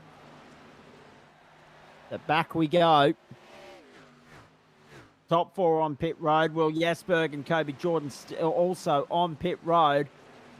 And we've got Darren McKenzie has stopped twice thus far. He's on the main straight. Everybody else that had only stopped once to that point are now making their way down pit road as well. Hamish Gallagher is leaving his box at the moment, but it's Darren McKenzie who has him well and truly covered. And there is the undercut right there, Zach. I called it before we saw it. There it was. So let's see where Mirko Dortnak and Justin Witcher come out. Justin Witcher, as you see right there, coming into 2. He's going to have a great run and be right up behind Hamish Gallagher and have his car in a good position to make that move for P2 coming into turn 3. But Hamish is not going to make it easy for him. Hamish just needs to keep the car settled for 2 laps, and then he will come into his own. Boy, have a look at that. Witcher and Gallagher side by side through 3, and Witcher's going to second. Great move there by Justin Witcher, but he's got to hold those tyres now because Hamish has got a couple of laps fresher tyres on him. So, but whatever Darren's done with his strategy there, he has bolted. So we spoke about, or I spoke about sometimes him with his tyre wear, but tonight he's proving me a liar because he is gone. Longer pit stop for McKenzie as well. It's important to note, Aiden, of course, only marginally longer, but still, we've been talking about an inch being as good as a mile. The fact that he's been able to get out to a comfortable 5.5 second lead, even with a slightly longer pit stop, it's a really impressive turn of events for him in the last short while here. Lap 51 of 101. Having looked down through the order, the fastest lap of the night. Has anyone cracked the 51s yet? No is the answer to that. 52.04, Dave Durand, fastest lap of the night thus far. Yeah, no one has cracked the 51 so far. They've been very close. We've got a 52.1 there also by Justin Witcher, which is obviously why he's in the position, as we see Hamish Gallagher trying to get on the back of Justin here. But I'm really interested to speak to Darren McKenzie at some stage.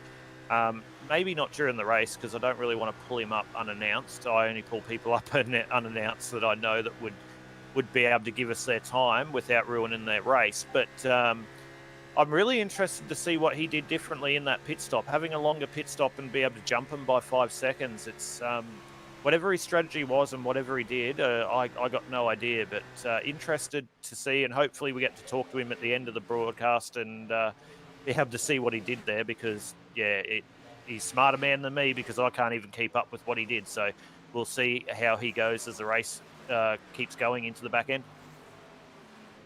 And we've gone past halfway. This battle between Witcher and Gallagher continues. Phelps in all of that has got back to 4th, but he did pit on lap 41. So he is out of sync with everybody at the moment.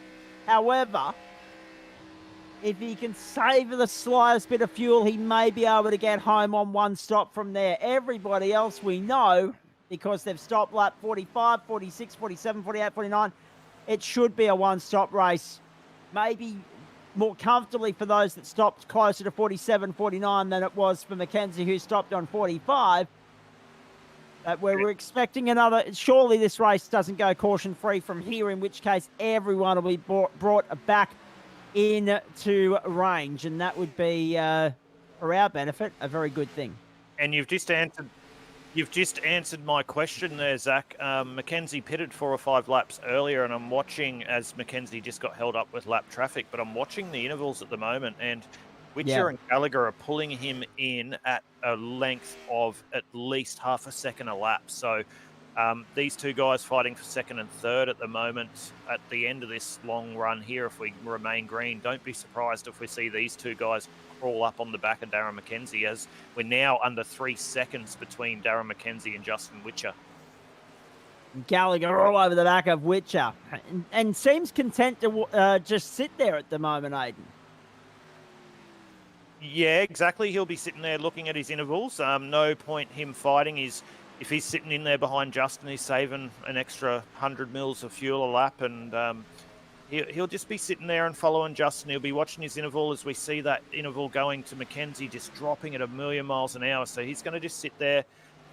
He knows he's a smart cookie. He knows how to race this. So he'll sit there and put his car, as we said in the earlier part of the broadcast, you got to be in the position after that final pit stop. So they're going to drag up on the back of Darren Mackenzie there, and it's going to be a 3-way fight for the lead. But we also have Ruben Phelps. He's moved his way back up in the 5th. Jamie Nankervis trying to make a move on him. It looks like Ruben did the undercut on the field there, so he's probably going to be a little bit, we can't say slow, but a little bit to a sitting duck at the back end of this stint as well. So we'll see. But these guys are definitely at the front here as we see Hamish Gallagher on Justin Witcher really pulling in Darren Mackenzie as fast as we can even see. It's going down really quick.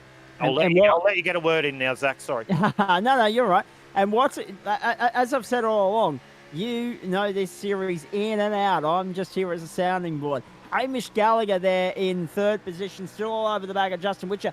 What's concerning for mine, even though we are expecting another caution and this will therefore, dissolve, the 24-second gap between Gallagher and Durand. That just goes to show you how fast the pace is with the top 3 at the moment. And Gallagher giving Witcher a big hurry up down the back straight.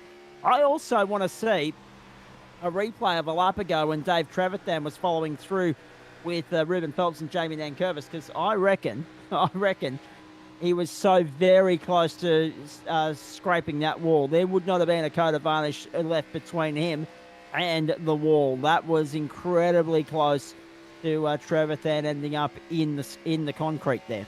Yeah, exactly, Zach. But as you just saw there with Hamish, he definitely could have made a move down the back straight, as he could have nearly poked the nose there down the front straight. So he's doing exactly what I thought he was doing. He's just using Justin Witcher's draft, sitting in there, just saving his gear.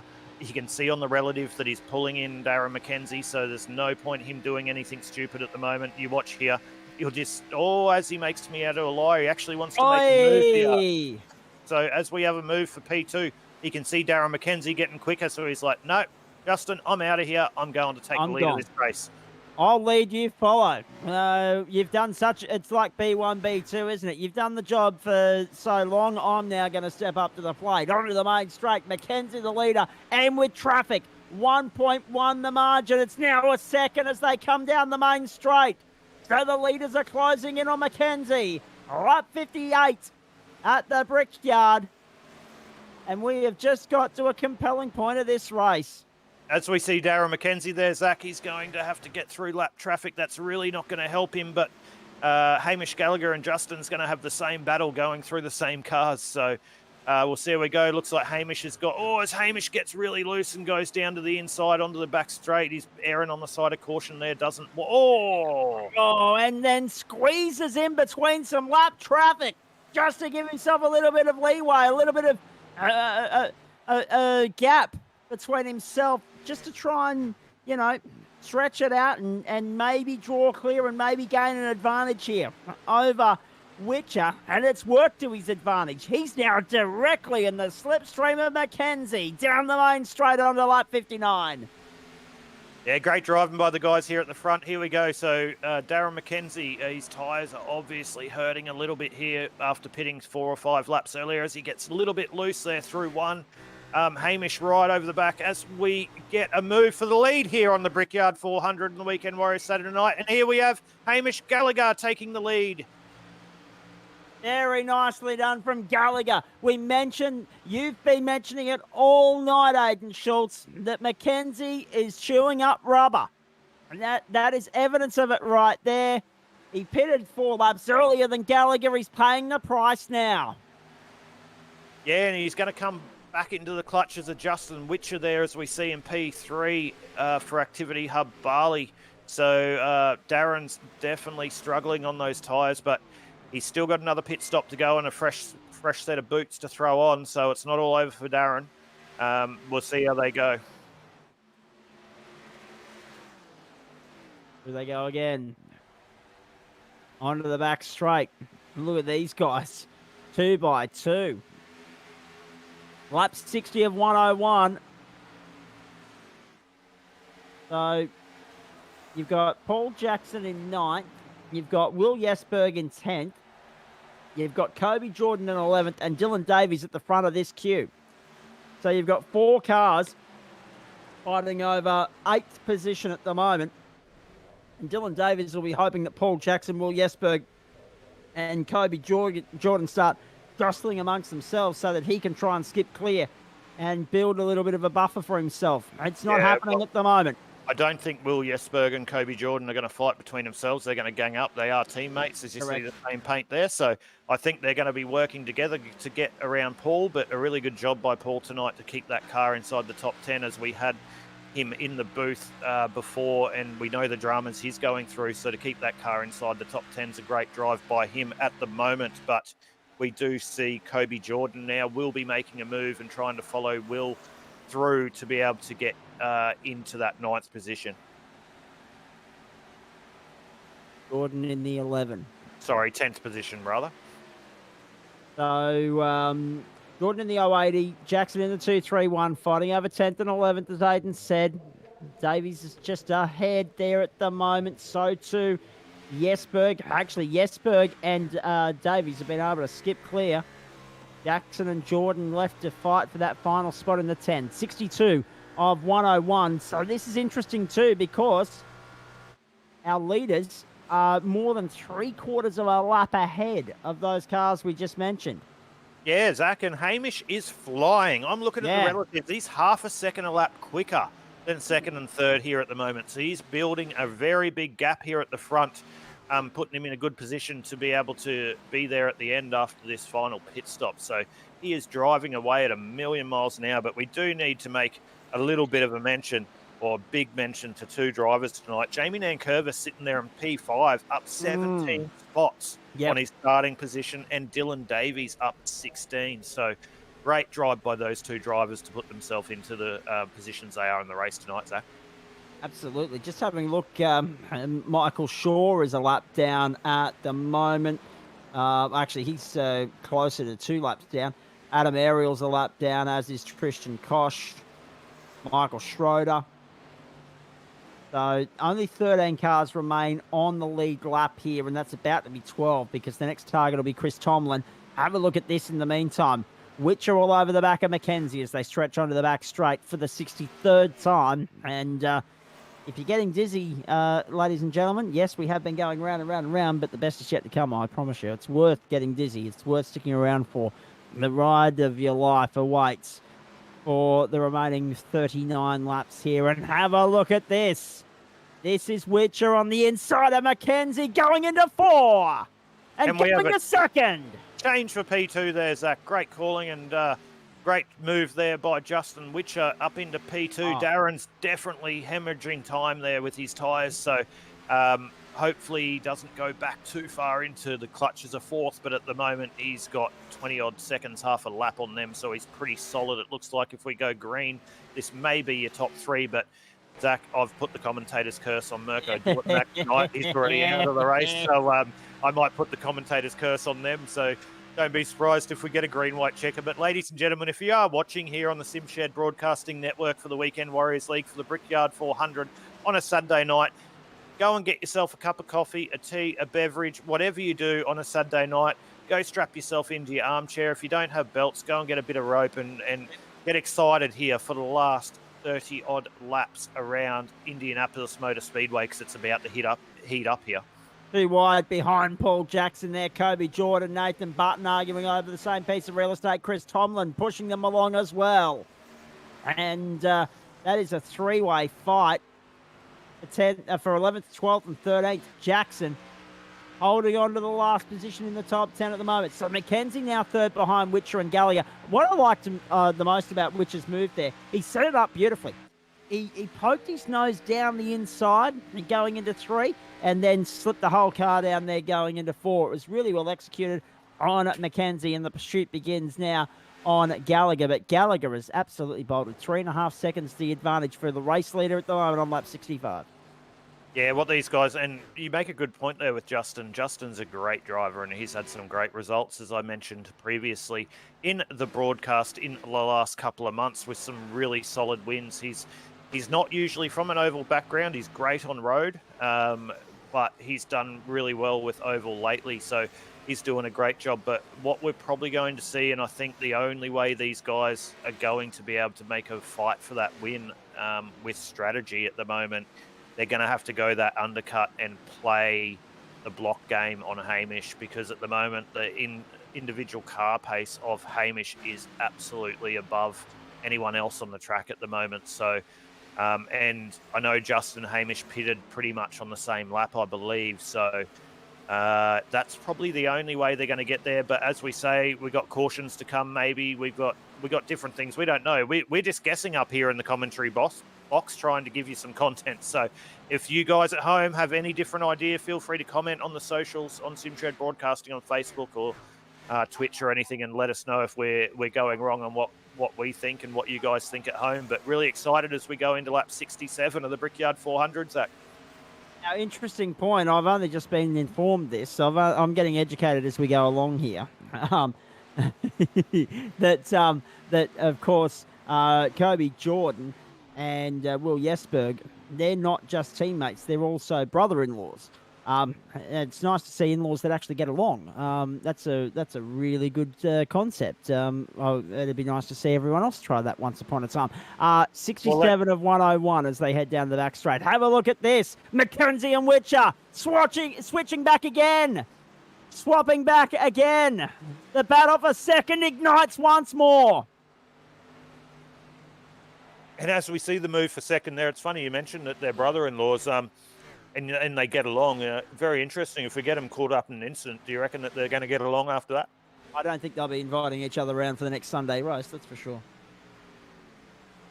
Well, let's hopefully we don't see that, ladies and gentlemen. We don't see that moving into the back end of the race. But they're doing a great job there, fighting in behind the leaders. So good drive by those two guys tonight. Indeed, it has been thus far. Let's go back and have a look at this ongoing battle here, though. Down the back straight once more. This is the 13, of course, of Gallagher. Actually, it's not even a battle. It's Gallagher just weaving his way through lap traffic. That's Jackson going a lap down. So only the top 9 remain on the lead lap here. And we are 34 laps from home, 33 next time they come by the line. So all of a sudden, you've got a good chunk of cars here praying for a caution so they can get the lucky dog. Yeah, it's really surprising, Zach, that we've had so many cars go a lap down with only one caution, 69 laps into 101. And I I don't know whether it's different strategy. It might play out differently as we go through the next green flag pit stops, and people might get their laps back. We don't know what's happening with fuel. We did mention earlier that with those stops, they might be a couple of laps short. Whether these guys are short filling or trying to save fuel, I don't know. So yeah, I'm excited to see what's going to happen moving into the back end of the race. But it's really, especially around Indianapolis, for me, it's really weird to see pretty much half the field a lap down with only going about 75% of the way through the race with hardly any call. Here we go. The 0-2 of McKenzie still sitting second, still holding off Witcher. Down onto the first corner we go now. Lap 70 of 101. Will Jesberg in ninth position. I tell you what, all over the back of Dylan Davies. Sorry there, Zach. On the run onto the back straight. Sorry there, Zach. It looks like my internet had a little bit of a heart attack there, so I don't know. All good, mate. All good. We've got it under control for the next short while you get that sorted out, mate. No worries. Will Jesberg trying to go with Dylan Davies. Easier said than done, but they're still holding on to top 10 positions at the moment. However, they are the next two set to be a lap down, with Gallagher charging the way he is, out to a 5.5 second advantage over Mackenzie Witcher. Durand is then a very distant fourth, and we've got one car making its way into the pits now, Nathan Button as well. Yeah, sorry guys, I don't know what happened there with my internet. Hopefully that's now fixed itself and we're all good to go. So I don't know where I got to on talking then. Hopefully it didn't cut me off halfway, but thanks for covering there, Zach. All good, mate, all good. 9 and 10, the battle 8 and 9, the battle we're watching here at the moment. So Gallagher, Mackenzie, Witcher, Durand. Have a look at this. Down the inside, Jesberg to 8. Down on the inside of Davies. He's finally made the move and made it stick. As we see Dylan Davies holding it high, holding it tough on the high side there, getting a really good run. See, he doesn't want to let it go, but looks like Will Jesberg's made the move as Dylan Davies is getting in the draft there. Is Dylan going to poke his nose up the inside here? Is he going to try and fight that position back? It looks like he's surrendered that position, and that is a move for position there by Will Jesberg. A very good strike back. This has been an ongoing scrap. They've got to be careful, though, because they're about to go a lap down to Gallagher, and then they're about to go a lap down to this guy, Darren McKenzie, still running second at the moment. I'm just having a look, 71 and 50. Jesberg, yeah, they're very close to going a lap down. In fact, if anything, Gallagher's going to make his way through on the inside now. Here's Witcher, third. He's got a huge gap. He's lost a lot of ground to McKenzie, 4.5 seconds firstly, and then he's lost 8. He's got 18 seconds over Durand. So, I mean, he's a sitting duck at the moment. He hasn't got any. He's not got a dance partner. He's not got anyone to work with at the moment. So he might be hoping for a caution as well. And yeah, and what we have Aiden, here, critically, we're getting towards that final fuel stop window. We're already there, mate. I'm looking through the timing at the moment. We've just seen Jamie Nankervis come into the pit. You'll show a lap down. He was sitting up there in P5. Nathan Button, Eric Jacobs, who was a long way out of it. But I reckon that has happened right now. So a lot of guys are coming in and they're going to stretch out that last run as long as they can, trying to get the undercut to get track position. So unless I'm completely wrong, but I know that Jamie Nankervis was up there in P5. He did show in the pit.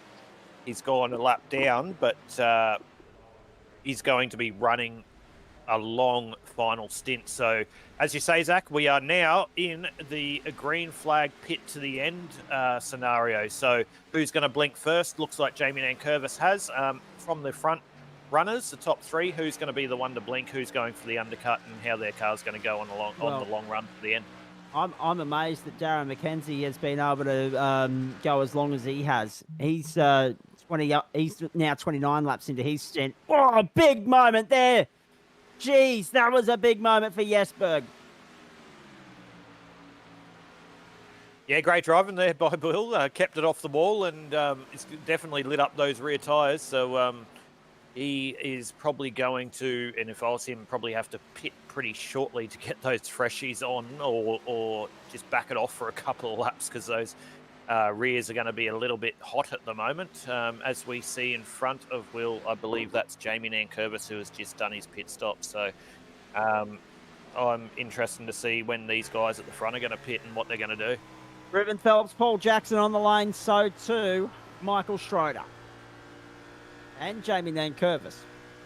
But Nankervis has been in there for 2 minutes 18, so forget about that.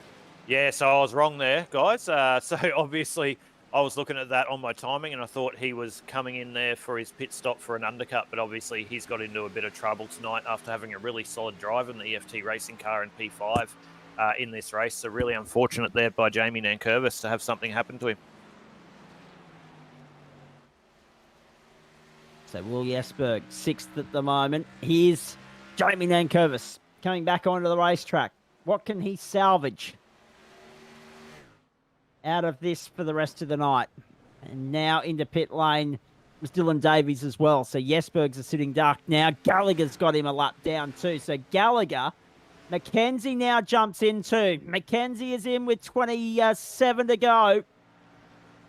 And here it is, ladies and gentlemen. You see Darren McKenzie making the move.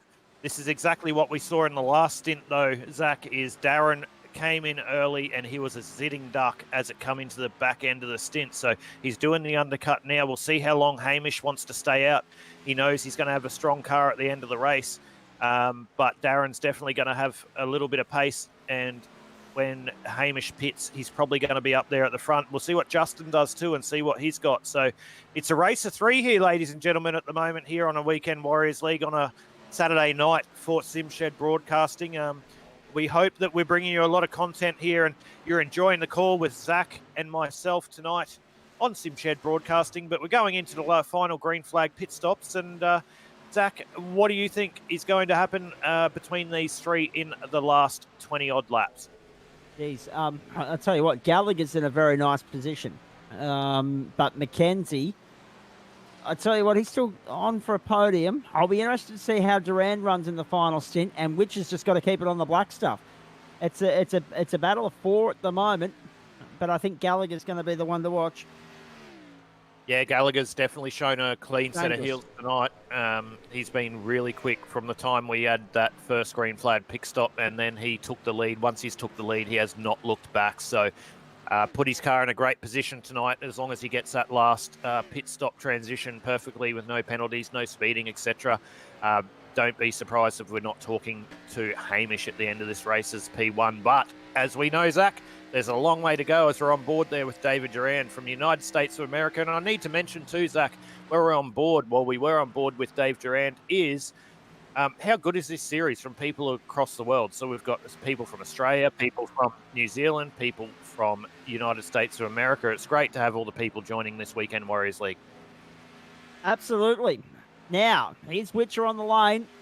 Gallagher still soldiering onto a 29th lap of his stint. Mackenzie is 4th. We're watching him in relation to Witcher, who's on the pit road right now. Ruben Phelps has got back up to 5th. He pitted on lap 73, so he should be right to go to the end too. So all of a sudden, Ruben Phelps is back in contention for a top 5 finish, possibly. Yeah, Ruben has played a really good strategy game. He's definitely in for a top 5. It's how he's going to manage his tyres because it's going to be a long run here in the final stint. We got Witcher coming out of the pits at the moment. We'll see where he comes out as opposed to Darren McKenzie. As McKenzie now comes out of turn 4, I believe. No, that's turn 2 rather. That's a huge advantage for Mackenzie. Mackenzie's got 12 seconds on Witcher there. That is huge. Mackenzie stopping earlier has worked for him. Durand now into the lane. Gallagher will be next. At the end of this lap, I would expect. He's got 30 laps out of this run. Surely he's coming to the pit lane this time by to grab the splash and dash and go to the end. Keep your eyes peeled on Gallagher. Here he comes. You watch this undercut by Darren McKenzie. hold my word, Darren McKenzie will get over the top of Hamish Gallagher here through the pit stop, but Hamish is going to have so much more pace at the back end of this race. So great drive here by Darren to be able to get the undercut, but has he gone too hard on his tyres, as we've spoken about a lot tonight, and is it going to benefit him in the back end of the race, or is Hamish going to have something for him? But the way we've seen with the 13 Mitch Motorsports car, Hamish is definitely going to be there at the end as we see him come into his pit stop. He's pulled it up nicely, no penalties. Yeah. He's on the jacks. Darren McKenzie in the 02 car is now coming around. Zach, we'll let you call through. Mate, it had to be faultless from Gallagher, and it was the run down pit road. Good to see. McKenzie across the line. Gallagher already moving. I think Gallagher's probably done enough here to hold on. Gallagher by a country mile. No, Gallagher needs to run the inside, so he's got to run down that service lane. He's got to go through the service lane again through here, so Mackenzie's going to get a really, really good run on him, but Mackenzie's about 4 or 5 laps longer in tyres, so Mackenzie's going to take the lead of the race here at Weekend Warriors for the Brickyard 400 as Hamish Gallagher comes down in second, but you watch Darren McKenzie come back to Hamish at 1,000,000 miles an hour. The barest of margins, half a second is all that separates first and second. So good call from Aiden Schultz with Darren McKenzie being able to get the overlap there. But for how long? We know this is the championship leader against the man that set the pace all night. We know that Gallagher hasn't had to win races to be the points leader. He's just run a consistent championship. So Gallagher, really, there's no pressure on either one of them here, but there is a Brickyard 400 mantelpiece to be given to one of them at the end of the night. There is that title on the line. There is that pressure, and here comes Gallagher now. He's not mucking around, Aiden. No, he's not. He's up the inside there of Darren McKenzie, and he loves to do that real low. He doesn't want to get into any dramas. So Hamish definitely has the pace here on Darren McKenzie. And as you referenced there previously, Zach, Darren McKenzie is the leader of the championship at the moment, so he doesn't want to do anything stupid as much as he does want to sit there. And it's not the Indianapolis 500 and they get to drink milk, but as much as they want to win here at Indianapolis, it's really good for his championship position to just maybe let Hamish go and get a P2 in this one, as we don't know what's going to happen in the last 19 laps. Exactly. Or the last 19 rounds of the season. 82 of 101. More to the point, Zach. More to the point. Now, so we've got 19 laps to go here. We've still got half a season of championship racing to go. It's not going to be one tonight. McKenzie just needs to keep running a smooth, consistent championship as he has done all the way through, and he'll walk away with the championship lead again at the end of this race. Down the main straight, Phelps, have a look at this. Phelps holding on to fourth, but under serious pressure from Durand in fifth. This is an ongoing scrap for position number 4. Forget about them factoring in the equation for the podium. They've got to put 14 seconds on Witcher. I don't think they've got enough time left to be able to gobble that up. I definitely don't think they do, Zach. Their pit strategy, I think they came in a little bit before Witcher, so I think we see our top 3 at the moment, and it's not showing that at the moment with Scotty McClintock showing, I believe, in P2 as we see on the tower. Oh, no, that's McKenzie. Sorry, my apologies. I'm trying to look at timing and tower at the same time. My apologies. That's always work. I know. Yeah, definitely didn't there. But, yeah, it looks like we've got the top 3, but what a great fight here for 4th and 5th at the moment between Phelps and Durand. What a great drive by Ruben Phelps tonight, Zach. We saw him at the moment, at the beginning of the race, make an unfortunate error through that pit stop, and he's brought himself back up to have a top 5 at the moment. So imagine what his race could have been if he didn't make that mistake. I'm sure we would have been talking about him for the win. Absolutely. It could be a case of what might have been for Ruben Phelps. Down the back straight. Now we go onto the front straight. Michael Schroeder in 12th position, all over the back of Christopher Tomlin. This is a battle for 11th, ladies and gentlemen. This is a live, active battle as you watch it here as they go into lap 84. The leaders, oh, have a look at this. Durand down the inside of Phelps. We've got the move, all right. The job is done. P4, Dave Durand from United States of America makes his move right up there on Ruben Phelps. So I don't know where they pitted there, Zach, but it looks like Dave's got a longer tyre run as opposed to Ruben, but Ruben's been fighting all. Yeah, as we just hear in our ears, Zach. So Phelps pitted on lap 73, Durand on 78. So Durand's going to have a long run, better tyre set. So a great job by both those drivers. They've kept us on our seats all night, Zach. They certainly have. Oh, it's been terrific entertainment thus far. Stick around too, folks. We've only just gone 9 o'clock in the east, 7 o'clock in the west, but we will have a full post-race show here at the end of the Brickyard 400 kilometre. Simshed Broadcasting's coverage of the Weekend Warriors Cup car racing for Short Shift Sim Racing Magazine. Oh, big tail moment for Michael Schroeder in his battle with Christopher Tomlin. Still alive. Great car control there by Michael Schroeder to keep that car off the wall. Sometimes you can take it a little bit too much opposite lock and it'll send you up into that safer barrier. So great drive there by Michael Schroeder to keep it off the wall. As we see Darren McKenzie making a move on lap traffic here. Good move from McKenzie. Gets through on Davies. Now, Davies won't want to let Paul Jackson get too far up the road.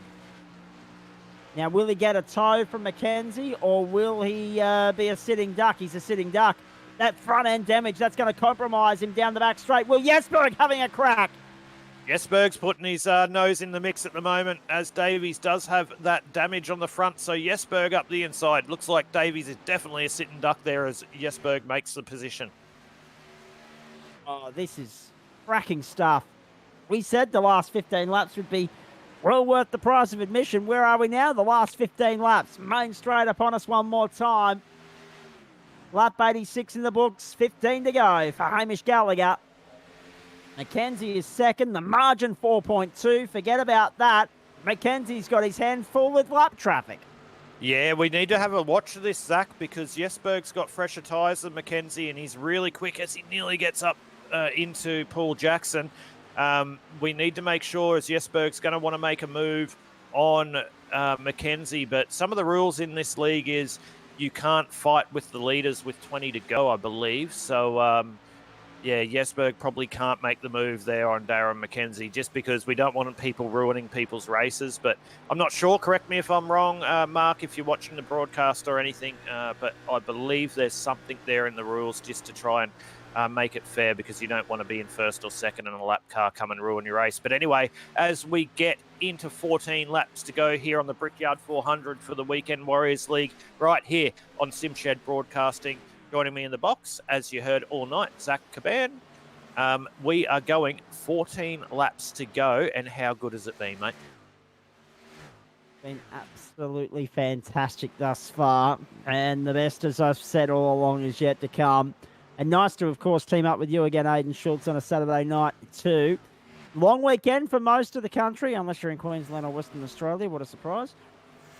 Two states that don't observe daylight saving don't understand the concept of the Queen's birthday holiday being in June. But what a surprise there.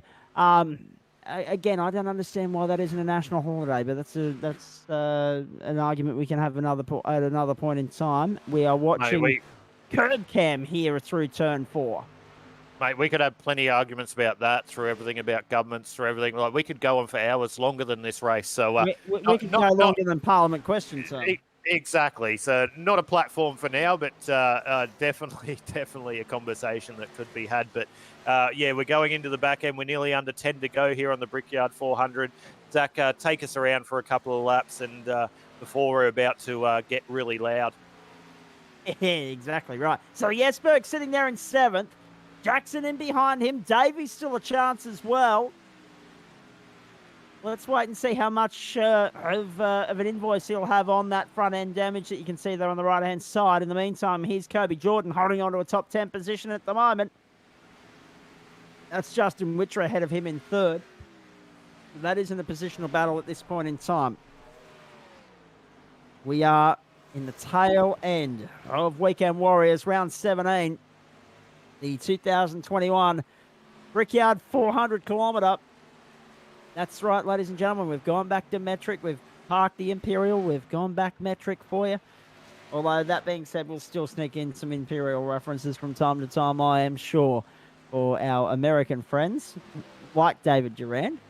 And you've got to appreciate the commitment of people like Duran. I mean, we were talking to a couple of the US guys 2-3 weeks ago, and the fact that we are 14 hours ahead, the East Coast to the East Coast, that is 17 to the US West Coast. It's a bloody early start for those guys. It's only 7 a.m. on the West Coast, on the East Coast, 4 a.m. on the West Coast. So it's a very early start for these guys to come and be part of it, but they're here each and every Saturday morning. Yeah, it's great for these guys to be a part of the league, and that's a really, really good thing by Mark to be able to attract these drivers, and not only attract drivers, attract quality drivers, and to have them, especially from the US, on the early hours of the morning as opposed to what we are on a Saturday night. So really great. And when I ran the Memorial Weekend, we had that exact same conversation, I believe, Zach, when you came in my car and we were doing different things. So really great to be having these drivers a part of these Australian leagues and jump on it. So it just goes to show how good these leagues are, because I guarantee you there's a lot of American leagues over there that they can run where they don't need to get up at stupid o'clock. So for them to be able to run these leagues and support them just goes to show how strong this league is and the quality of the drivers that form part of it. Well, that's exactly right. And more than that, it just goes to show the far-flung international reach that iRacing has. I mean, the fact that you don't need the high-end budget of a Team Penske to jump in and go racing with fellow competitors of international origin. I mean, this isn't the IndyCar series, it isn't Formula One, but this is an international series with just New Zealand, USA, and Australia represented. It's really good to see. 10 laps to go.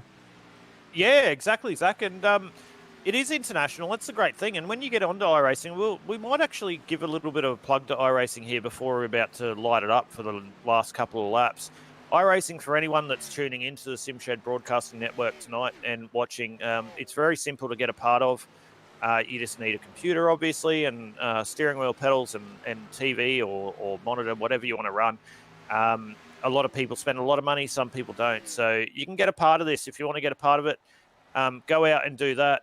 Get amongst some of the Facebook groups that you see and ask all the questions. Of course, contact us here on SimShed Broadcasting if you have any questions and want to get a part of the sim racing community. It is a great way to go racing. You can race 7 nights a week and you don't have a repair bill. But in saying that, you can't be stupid.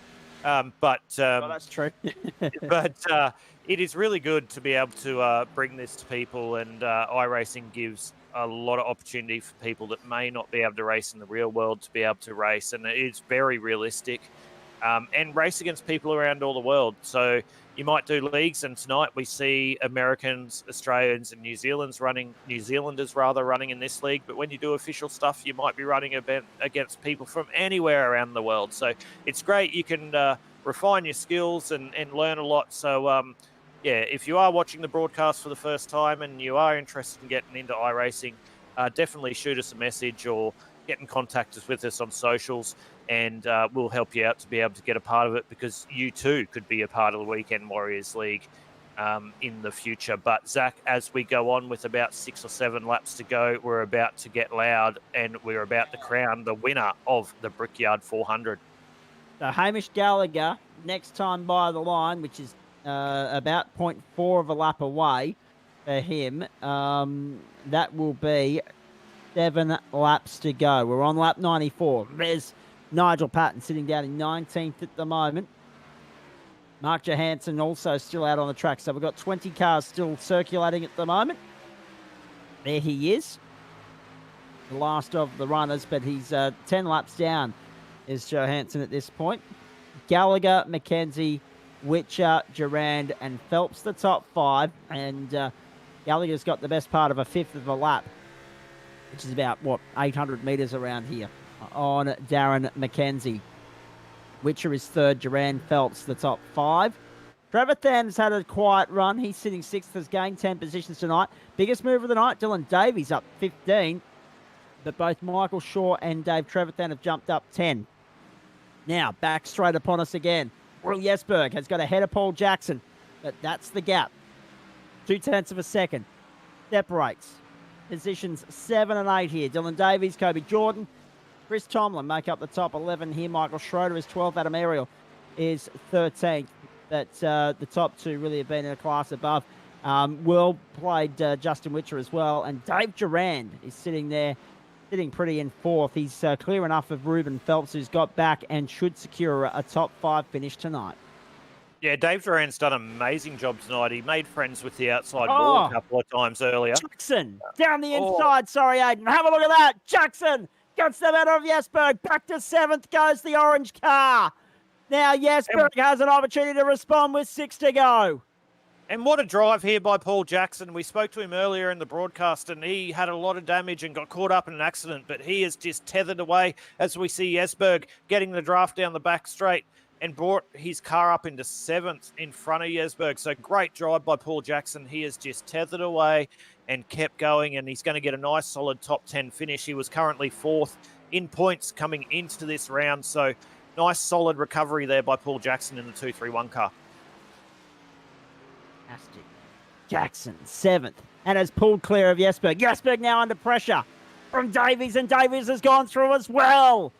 So Jesberg all of a sudden finds himself back in 9th. 5 to go at the Brickyard. Gallagher's on his way home. He's well clear of Mackenzie. Witcher is a distant 3rd. A big gap 1st to 2nd. Bigger gap 2nd to 3rd. Massive gap 3rd to 4th. Then Ruben Phelps in 5th. Then Dave Trevathan. Then Paul Jackson. Then this battle between Dylan Davies and Will Jesberg. Kobe Jordan now under pressure from Chris Tomlin as well in the battle for 10th.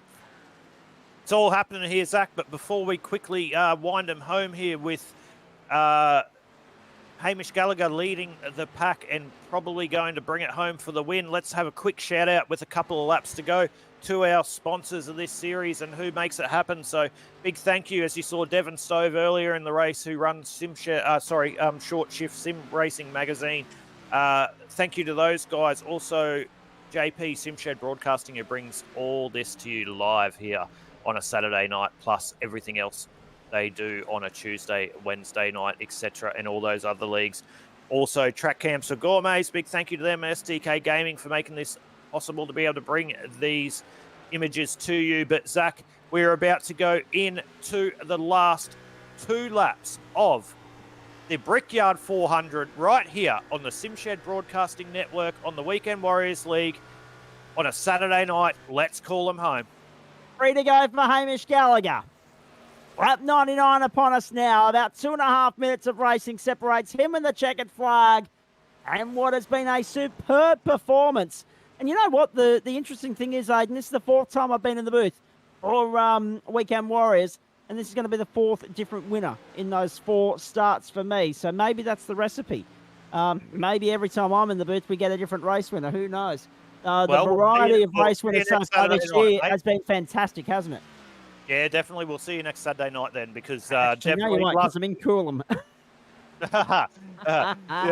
Love having you a part of the Simshed Broadcasting Network here on a Saturday night, mate. Love calling races with you. It's great, and we definitely have a good race every time we call. So great job, and thank you for joining me tonight, mate. It's been an absolute pleasure. But let's not take anything away from Hamish Gallagher at the moment, and let him shine as we go 2 laps to go on the Brickyard 400. Look at that margin as well. 13.25 seconds back to 2nd. 3rd is Witcher. And again, 13 from 1st to 2nd. 17 almost the margin 2nd to 3rd.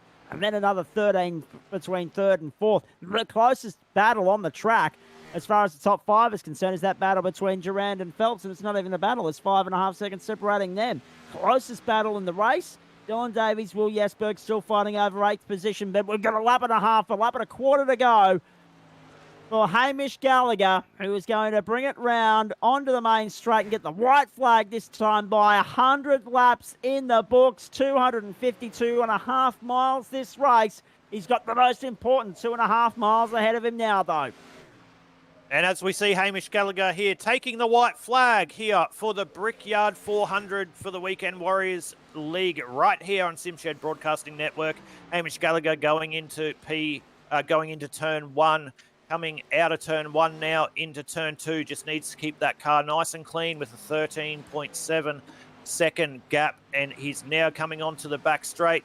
He will buckle those belts down. He'll take a deep breath. He's got this completely covered as we are about to crown the winner of the Brickyard 400 with 2 laps to go, Zach. Call him across the line, mate. Do your thing, and we'll let Hamish reign in the spoils. Indeed we will, Aiden Schultz, out of the last corner, the 4th and final corner for the 101st and final time. Hamish Gallagher will kiss the bricks at the Brickyard tonight. He wins the Brickyard 400 in the Weekend Warriors Stock Car Championship. Cup car racing on a Saturday night over 400 kilometres. The Brickyard 400 goes to the number 13, and it is a number that's lucky for some. Oh boy, he was scintillating tonight. That was a superb performance, a drive for the ages, and the car was just on rails, and it was fast out of the box, and it remained that way right to the very end. Second to Mackenzie, third to Witcher. Durand and Phelps will be the last 2 home on the lead lap in that order. A nice fight back from Ruben Phelps, but as Aiden said a few laps ago, a case of what might have been. Dave Trevathan, Paul Jackson, Dylan Davies, Will Jesberg, and Chris Tomlin will round out the top 10. What a race, Zach. What a race. As we said earlier in the broadcast, strap yourself in for the last 15. We didn't really get that exciting no, only one caution tonight. But the strategy that happens in these oval races and everything that we need to talk about is what makes me love oval racing. It is great. So people thinking it's so easy, as we see Hamish there about to light up the number 13 Mitch Motorsports car. Is he going to climb the wall like Hilo Castro Neves? I'm not sure that he can do that in the virtual world, but yeah, great drive there by Hamish. If there's an indoor climbing centre, indoor rock climbing centre somewhere nearby, we might see that from Hamish Gallagher. What a superb performance. Ford on top on a Saturday night at the Brickyard. Been a good week for Ford, actually, of course. Rona Costello winning the NTS Bathurst 250 earlier in the week. Missing out on the championship, though, by 1 point, the NTS Super Series. But the FORDs 1 and 2 tonight. Gallagher from Mackenzie, 14 seconds the margin in the end. Witcher was third, then Durand and Phelps. Trevathan, the first of those, a lap down. Shocking night for the Toyotas. Paul Jackson, Dylan Davies can only manage 7th and 8th, but Chevys and Ford dominate the top 10. Will Jesberg 9th, and Chris Tomlin brought it home in 10th. Yeah, and coming home in P11 is Kobe Jordan, followed closely by Michael Schroeder in P12, Adam Ariel P13, Tristan Koch or Koch, as we saw earlier, who gave his time up to be able to give us a lap around Indianapolis in 14th, Jamie Nankervis, with a really unfortunate result there in 15th after being strong earlier, Michael Schroer in 16th, Nathan Clive 17th, Nathan Button in 18th, Nigel Payton 19th, Mark Johansson in 20th. 21st in the end was Mirko Dordenak. I told you your commentator's cursed strike. Derek Jacobs was 22nd. Scott McClintock, Barry Neal. Shocking night for those guys. Devon Stove as well. Matt Patton and Dylan Gray, of course. Stove, Neal, McClintock all caught up in that incident that triggered the first caution of the night. We've got Christian Koch here. We've got Darren McKenzie, Hamish Gallagher, Justin Witcher, and Ruben Phelps as well. We'll launch into some post-race chat here in just a moment. But Aiden, I mean, you're the expert here. You know what we're watching week in, week out. That was, and Mark Johansson's just jumped in the booth as well. That was a race. Well, it wasn't hugely exciting at the end. It didn't give us the usual drama, chaos, and carnage that you've come to expect from super speedway races. 2.5 mile ovals normally deliver a few more cautions and a few more chances to stay in the race. No lucky dogs tonight. The guys that ended up a lap down stayed a lap down. Really, if you had the pace to run hard from the start, that proved to be critical. Yeah, and it just shows the quality of drivers we had. We had a great time calling, especially Justin, Hamish, and Darren at the front there, and even Ruben earlier in the race before he had that unfortunate incident.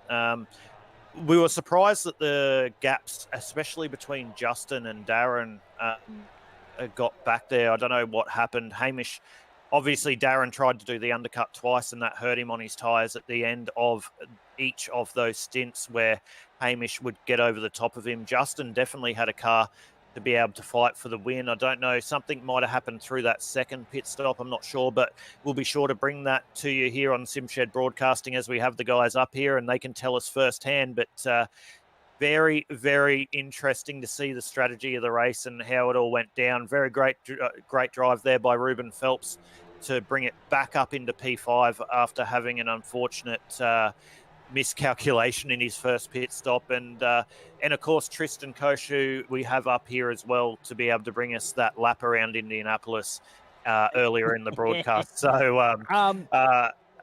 I don't know if I gave him the commentator's curse tonight too, Zach, because I gave it on plenty of people. So we'll see what Tristan has to say.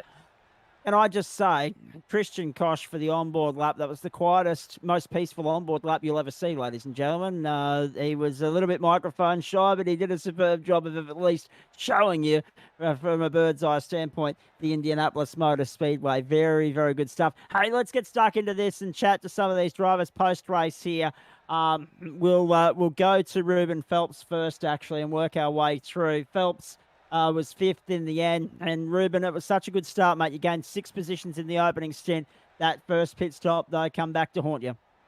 Yeah, I'm a bit gutted I made that mistake, but at the end, I don't know what everybody else was doing. They were having issues pitting or speeding or having incidents. But then when I came out of that, had to do that whole second stint with the old tyres, which obviously cost me to, I think, half the field away from the leader there. But then suddenly I was in the top 10 and I just looked after my car and got all the positions back, and that was it. And there was no more yellow, unfortunately. There would have been good around maybe 12 to 13 to go there, but especially if they're having that extra set by accident.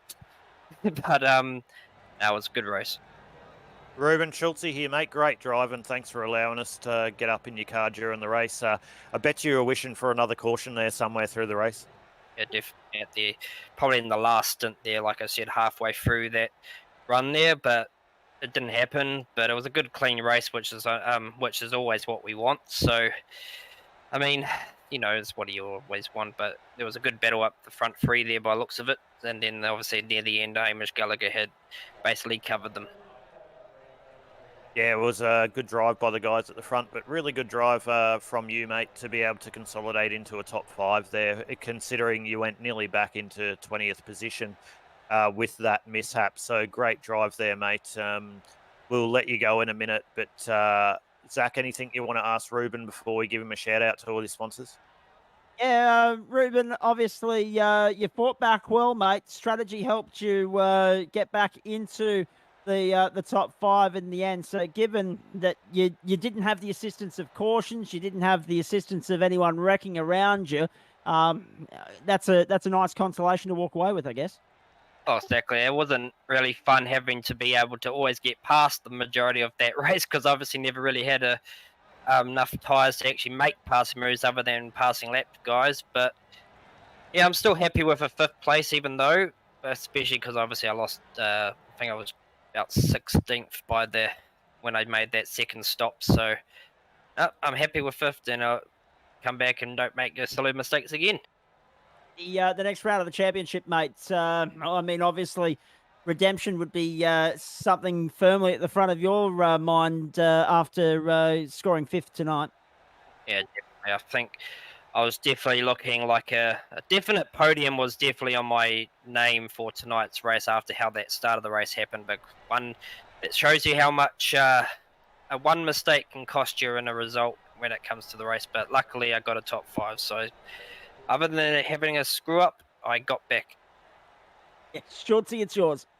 Yeah, great drive there, Ruben. And you've had a stellar couple of months, mate, with some really good results, and some of them coming from the back. So you watched the broadcast back. I definitely had you up there to be in the positions, and unfortunately that happened, but you still consolidated for a P5, mate. So great job, and we look forward to calling you next Saturday night here on the Weekend Warriors League. But since you're up in the booth, mate, anyone you want to have a shout out to, your own team, your mother, any of those type of things that you usually have a shout out to? Well, of course, I've got a shout out. RP Motorsports on Facebook. Go and find the page and hit the like button. And yes, Mum, hello. I know you're definitely always watching me, so and freaking Shed Broadcasting for allowing to broadcast, and everyone else of the league having a good clean race. No worries, Ruben. Well, there we go, ladies and gentlemen. Ruben Phelps, he did come in P5 here on the Weekend Warriors Brickyard 400. Had an unfortunate incident, but there's the sights and sounds of Ruben Phelps from New Zealand. So thank you, Ruben, for making yourself available. But we'll move straight on to P3 here at the Brickyard 400, brother. Justin Witcher, have you got a copy, mate? Yeah, I do. How you going, boys? Hey, mate, great drive tonight. P3, nice solid drive. It was interesting in that first stint and definitely exciting. The first 4 or 5 guys got away and you all did a great job. But one thing I want to know is when you went through the first or second pit stop, I can't quite remember, when you were up there with Darren and Hamish, what happened to make you drop back that 10, 15 seconds? Was it pit strategy? Did you hit the wall? Was there something that happened? Because we were talking about Darren and Hamish, and Darren was trying to do the undercut on Hamish all the time, and he did that, but then Hamish had the long run car. What happened to you, mate, to be able to fight for the win? Yeah, 2-3 laps prior to that last pit stop, I was lapping Shorey and he's hit the wall, and I followed him in and hit the wall too. And I had 25 seconds of fix to get through. But yeah, I come out. I didn't take it. I just went out, and I think it was 15 seconds to the boys up front and about 16 to 18 seconds to the boys behind. So I just thought I'll just sit, do me times, and then hope. I wasn't really hoping, but on the off chance that a yellow caution come out, that I'd have a bit better tyre come to the end. But yeah, it was more so just trying to race the same times what the boys were behind me, just consolidate third place. Yeah, well, you did a great job considering that and holding on. But I did make mentions in the broadcast, mate. You've come leaps and bounds in Oval, and I was your teammate earlier in the year, and you're a sensational driver, and you've had some really, really good results over the last couple of months. What do you put that down to, mate? Have you got anything in particular that you've changed to be able to get those? You've always had solid results, but we're talking P1s, P2s, etc. Is anything you can put that down to? No, I haven't really changed much. I've probably maybe qualifying a bit better. The boys in the team have, we've sort of been able to make a few things click that works for each other. And mine's definitely probably been qualifying. I was sort of stuck towards the back in races, and you'd get stuck in silly accidents and all that sort of stuff. And whereas now racing at the front, obviously in other leagues, racing with a lot higher guys and faster guys, you sort of learn. And yeah, obviously being at the back of those guys, you can sit there, learn, and I suppose that's probably where some speeds come from. Yeah, well, great job, mate. It's been great racing against you and actually watching you progress through all the series as well. So you've been doing a great job. But Zach, we'll let you chime in here, have a little bit of a chat to Justin. Hey, Justin, fantastic race. I noticed on a couple of occasions a lot of you guys on the ragged edge at the front of the field. Given how taily some of those cars got and the fact that everyone was able to keep it off the wall, were you a little bit surprised that we only had one caution and that no one come unstuck when the cars were so skatey? Yeah, at the start, for the first 2 stints, there was a few, side-by-side action, and there was 3 in a line at one stage, and I was thinking, something's going to happen here, but everyone held it. To be honest, I thought there might have been a few more, even towards the end with some, end of the stints with tyre where someone just, lapsing concentration, hitting the wall and bringing out one. But no, everyone did well. Yeah, I mean, I haven't seen all the races so far this season, only 4 of them now. But are you happy with how you're progressing? Are you eyeing off a top end of town result at the tail end of the season here, or are you just taking it one race at a time, mate? I'm a bit of part-time in this league, actually. We usually got other commitments on a Saturday afternoon, Saturday night. So being in Victoria, we're in a bit of lockdown. So being able to be here and race. And yeah, I think I've only done maybe 2 or 3 races in this league. But you know, if I can do some more races, well, I'd definitely aim for top half of the field. And you know, the guys in the team that are regulars, we'll try and help them out and get them up there. Were you surprised at how spaced out everyone was there at the end? Yeah. Oh, yeah. Sort of. Once you lost Hamish, she was gone. There was no way. I just knew that wasn't going to happen. And then Darren just kept walking away from me. So I was like, that's going to happen too. And like I said before, I was just racing the same time as what the guys were behind me just to keep that third. So, but yeah, I was actually surprised with how many lapped cars there were. I thought a lot of guys, with that caution sort of would have brought everyone back up and,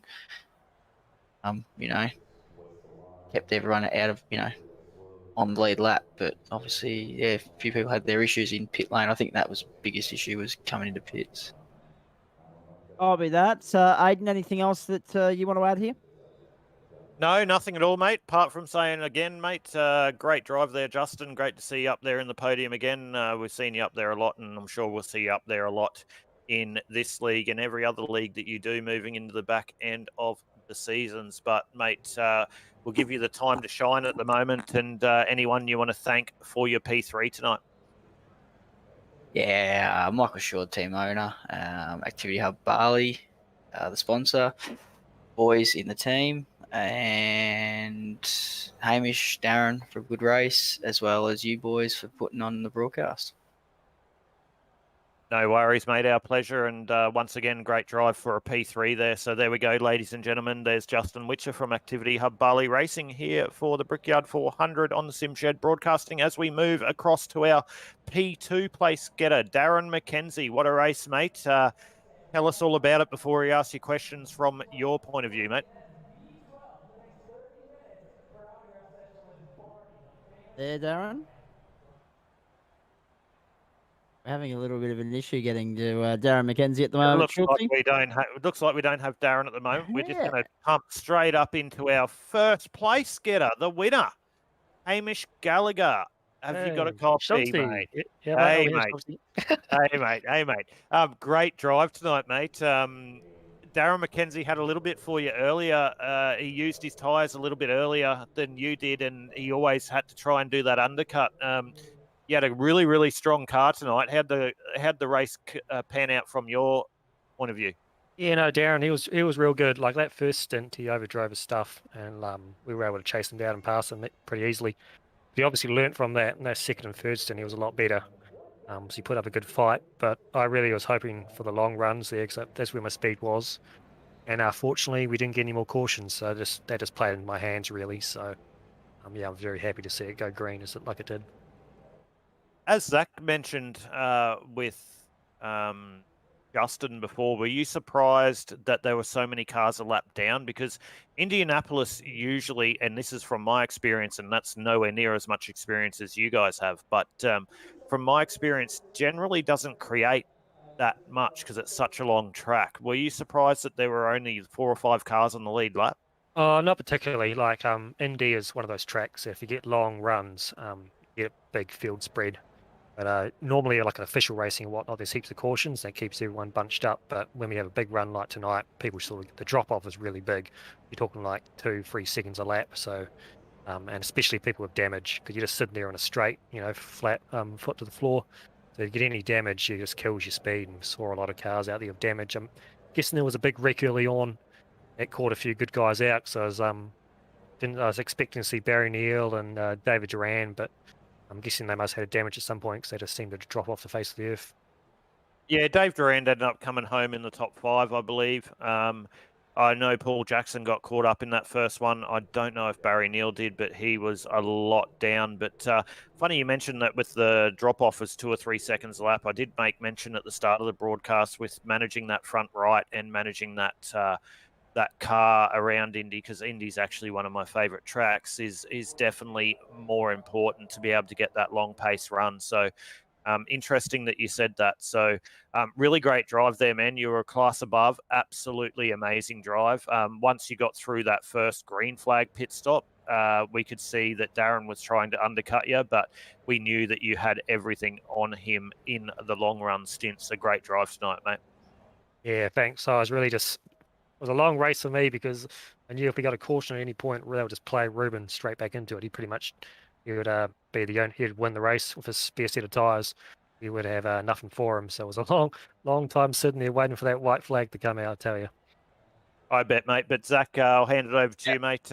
Anything you want to say to Hamish? Yeah, no, well, firstly, well done. I mean, getting the old FORDs on top on a Saturday night, it's a good way to start the weekend. Secondly, mate, you had fast pace right throughout the course of the night, but it seems from what you were saying to Aiden there, you couldn't get too comfortable with it because of the threat of cautions and the fact that 9 times out of 10 tonight was a red step away from the norm. Normally, we're not talking about potential race winners and the end game until 20, maybe 15 laps from home. Tonight, we're talking about it 30 laps from home because of that long green run. Yeah, that was part of the reason why I stayed out as long as I could, because if we did get a late caution, at least I'd have the fresher tyres and other people like Darren and Justin and whatnot. And you like Ruben, he'd come in, put new tyres on, he'd win by 10 seconds or whatever. But if I had a few laps, fresher tyres, and we had a late caution, at least I'd better try and get second. But it was pretty interesting race because this is the first race I've done on intermediate since they did the season 3 update. And it's changed all the aero here, so it drives a lot more like a super speedway. So look a bit of getting used to. There's probably quite a few people, quarter people out tonight, I'm guessing, perhaps. The way the car just drives completely different when it did last week. So it was good to get a bit of experience and some nice long runs there to try the car out. Must be a nice confidence booster going forward. Yeah, it is. Last couple of weeks I've made stupid errors while leading races and cost myself a couple of wins. So it's good to just have a race where I don't make an unforced error. So just complete the job. And apart from obviously Darren McKenzie, because we know he's been Mr. Consistent and he's been able to string along some very handy results and holds the championship lead, holds sway going into the second half of the season. Who else is a threat to you apart from maybe Ruben Phelps, who you've already mentioned? Oh, I'm a bit part-time as well. I haven't done a race since I think the first time you guys did a broadcast. So I'm not in the championship hunt, but I'll be definitely keeping an eye out for Ruben. He's been real strong this year, and so has Barry. So if they'll be contenders, I'm sure, for the championship. Interesting, isn't it, Schultzy? I'll bring you in here, and I'll get Hamish's thoughts on this as well. So much less pressure if you're a part-timer, but it must ruffle the feathers of some of the full-timers who come in here and can't steal a win away from you blokes. They're fighting for championships and valuable points, and you guys are coming in and upstaging them because you've got nothing to lose. Yeah, I don't know if I'd quite say that, but there's a lot of good drivers in here. Things play out certain ways sometime. That's how it is, I guess. Yeah, and backing up what Hamish said there, they might not all do every round or whatever of the Weekend Warriors, but let's not take anything away from all the drivers that get into this series or other series. A lot of us guys race against each other 2 or 3, 4 nights a week in other leagues and everything. So when we see the likes of Darren McKenzie or Hamish Gallagher or Tristan Koch or anyone that we race against or that races in this league come up in any way, we always know that we're going to have a good fight. So it's great. And a lot of the guys that run against each other 3-4 times a week, they have a lot of respect for each other. So it's really good to be able to see that. And most of all, it's really good to be able to sit on the other side and call the races and be able to see what they're doing. And it actually helps me, Zach, in my racing, because I can have a look and see what they're doing. So, exactly. Really good. That's actually a very good point that you touch on, because unlike me, you are someone that does this from both sides of the fence. You work in the booth, you then go and steer in the cockpit as well. I mean, do you sit there with a notepad, or do you sit there and just mentally take notes of what these guys are doing and then try and go and apply it to your own game? Not really, mate, to be honest.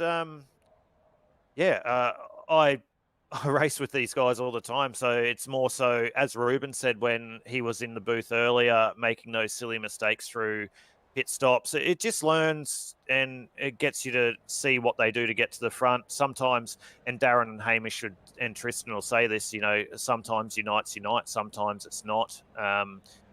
especially when we go into other leagues and stuff, there's a lot of different drivers and the level might go up a little bit. So one little mistake can really cost you. So, but it is good to see what they do and see how they drive. And Darren would say this too, that and one thing I've struggled with as well with my racing is that tire wear thing, and Darren's done a good job lately to be able to fix that a little bit. It didn't help him in that first stint, and I said that on the broadcast.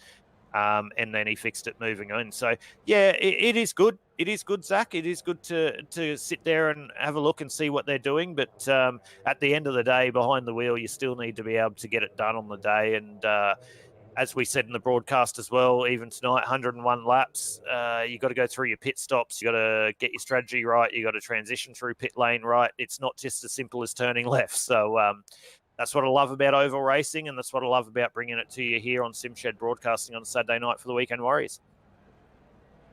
That is the case. And also, too, I guess we talk all the time about the different dynamic between circuit racing and oval racing. And despite the fact that oval racing might look simple from the outside, it's not. And it's a different dynamic to circuit racing, but there's still a fine art to being the best and the rest. Yeah, it's not. And I come from 24 years of real racing experience in the real world, from road racing to speedway and all that type of stuff. And I come on here in the sim world and, you know, I can be quick on one lap and everything. And Hamish and Darren might say, yeah, you know, I'm up there or whatever. But it's not that simple. People think it's simple, but it's not. And like I made reference to in the broadcast as well, when we're doing 101 laps or wherever we are, most of these races on oval go for an hour and a half at minimum. So it takes a lot of concentration. You know, you're sitting in your cockpit for an hour and a half. A lot of people are trying to race you. You try to keep out of incidents and all that type of stuff. So hats off to all the guys that get on the podium in all these oval races, especially in the Weekend Warriors League. It is not as simple as you see at home. And as I said in the broadcast as well, if anyone wants to get onto iRacing, it's really simple to get into it. So get a hold of us in socials and all that type of stuff. And maybe one day you guys can be beating the likes of Hamish Gallagher and Darren McKenzie. And on that note, we'll try and see if we've got a connection again with Darren in just a moment. But Hamish, anyone you want to thank while you're here, mate? Yeah, I just thank my teammates, Josh, Jason and Daniel, the Mitch Motorsport guys.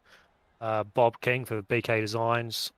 Mark Johansson and the rest of the admin for putting this league on. I'm sure Aiden could agree it takes a lot of work to run a league, and so just a big thank you to putting this on for us to come out and have a bit of fun on a Saturday night. And you guys for putting the stream on. I'm going to look forward to going and watching this race back now. Absolutely. It's always easier to watch back as a race winner. There's no doubt about that. Hey, well done, mate. Congratulations. First place there. We've still got two drivers to get to. Tristan Kosh is still sitting in the booth there from position number 14. Hopefully we'll have Darren McKenzie back in just a moment. But well done, Hamish. Go and celebrate. Is it milk or champagne tonight? Yeah, maybe I'll have a drink after this. It'd be good. Well done. Get amongst it, mate. Thank you, mate. And a great drive on your P1, mate. Yeah, just thanks, Chelsea. No now, worries, Schultzy, one key question no one's answered for me because you didn't have a clue. Where are we next week, my friend? I still don't have a clue. I love it. We just go week to week. We rock up. We got a track map thrown in front of us, and away we go. It'll be a track and we'll be turning left. So, Exactly. yeah, sorry, ladies and gentlemen. We're not quite sure where we're going next week. We haven't had a look at that schedule, but I'm sure if it's anything like tonight, we're going to be putting up a great broadcast on a Saturday night for Weekend Warriors, and you're going to see much of the same. All right. Well, let's see if we've got Darren McKenzie back in the meantime. Are you there, Darren? Yeah. We've got him this time. Mate, well done on second position. In the end, I mean, you start a pole, you drop back one position, but you continue this very consistent run that you've managed to string together. All these great results that lead you to being a clear championship leader, and we'll get a look at the points in just a moment. What do you make of the 101 laps tonight? Yeah, I knew I had to settle for second. That was the best I was going to get. Hamish was just way too quick and consistent. But other than that, yeah, I enjoyed the race. It was very clean, exactly what I needed. Another, as you were saying before, on the interviews part timer, so they're not really any threat to my championship. So I'm the clear winner of the race points wise. And Darren Schultze here, mate. I just need to chime in there. Great drive by you, mate. It was really good to call, but you'll be the first to admit, and we've spoken about this previously in other broadcasts. Sometimes you've struggled with your tyre wear. Do you think on that first run you went a little bit too hard too quickly? Because it looked like under those 2 green flag pit stops, you had to try and undercut Hamish to get the jump. What do you think? Do you think you ran it a little bit too hard too early? You did put it on the pole. You're always quick, and you did have a clean set of heels early in the race, but slowly moved backwards. And by backwards, it's only 2 or 3 spots. But do you reckon you drove it a little bit too hard too early, and that really hindered you on being able to fight Hamish for the win? No, I was never a chance against Hamish, no matter how that turned out. But yeah, I did drive hard the first stint. I seen him starting to battle for second and third, so I sort of tried to keep my pace to pull away. I did get a bit of a lead, maybe about 2 seconds at most. And yeah, tyres burn out on me and they just caught me easily. So I went for the undercut, and as we've seen from that last pit stop, I come out level with Hamish and I just had nothing for him. I couldn't catch him. Yeah, we saw that, and if you watch the call back, we could see that. It was a little bit better on that pit stop before where you got the undercut. You actually got about 8 seconds on him, I believe, or something like that, and he caught up really quick. But you got to try things, and you got to be in it to win it. But, mate, taking all that away, great P2 and great consolidating drive to be able to consolidate your points there at the top of the championship for the Weekend Warriors, mate. Great job. Thank you. Just before you go, Darren, I was just going to say before Darren goes, what's the plan of attack for the rest of the season, mate? I'm just going to keep doing what I'm doing. If I don't have to win a race to win the championship, that's fine by me. That's what I like to hear. It's all about the end game. Doesn't matter how many number ones you rack up along the way, as long as you get the one that counts. Well done, mate. Nicely done. Race smarter, not harder, Darren. That's the way. But Darren, before we let you go, mate, and sorry to jump on, Zach. Darren, anyone you want to thank for tonight's win, mate, before we let you go and we wind up the broadcast tonight? List of guys, Team Hyperdrive, Weekend Warriors League, and the admins for putting on the racing, and yeah, for the whole year basically, and you guys for covering the broadcast. Thank you. Our absolute pleasure, no doubt about that. Tristan Kosh is still in the booth with us here as well. Let's hope we get a few more words out of him than we did for the hot lap. Hey, Tristan, 14th in the end, mate. Difficult night at the office, a couple of laps down. Just talk us through it from your standpoint. A tale of 2 races. Yeah. Burnt the front out. Wasn't expecting that early yellow. And did a half tire setup where I rode the inside lefts out and then changed them for the outside rights. And then tried change the strategy for the second part of the race, which is, as you know, was catch up. Guilty, you want to jump in here and ask Tristan a couple of questions before we start to wrap it up? Yeah, Tristan, very unfortunate race there, mate. It was a tale of 2 races. 14th in the end. You were a little bit quicker than that, as we saw in practice and quali. And thank you again for allowing us to get in the car for the viewers at home in the practice session. So great drive, mate. Unfortunate in P14, but in a race that was a tale of attrition where we saw a lot of cars go a lap down, you can't be too disappointed to come away with a P14. Look, everyone played their part. It was a great race. I think how many yellows did we have? 1 or 2? Just the one. Just the one. So look, green racing all the way. So it was fantastic by everybody. Yeah, as I said, I think Hamish struck on it before. You could either do the long or the short, and yeah, the first part of my race just threw me out, and yeah, something to work on the strategies I have to do. That's right, mate, and that's the pleasure about iRacing. You can always come back tomorrow night or the night after and go again. You're only as good as your last race. So, again, from all us up here in the broadcast booth and from SimShed Broadcasting on Weekend Warriors for the Brickyard 400, we thank you for allowing us to get in your car and giving you time to bring the images to the viewers on that hot lap. And because you're up here in the broadcast booth, we'll give you the chance to have a quick shout out to your sponsors as well and everyone that allows you to go racing every week.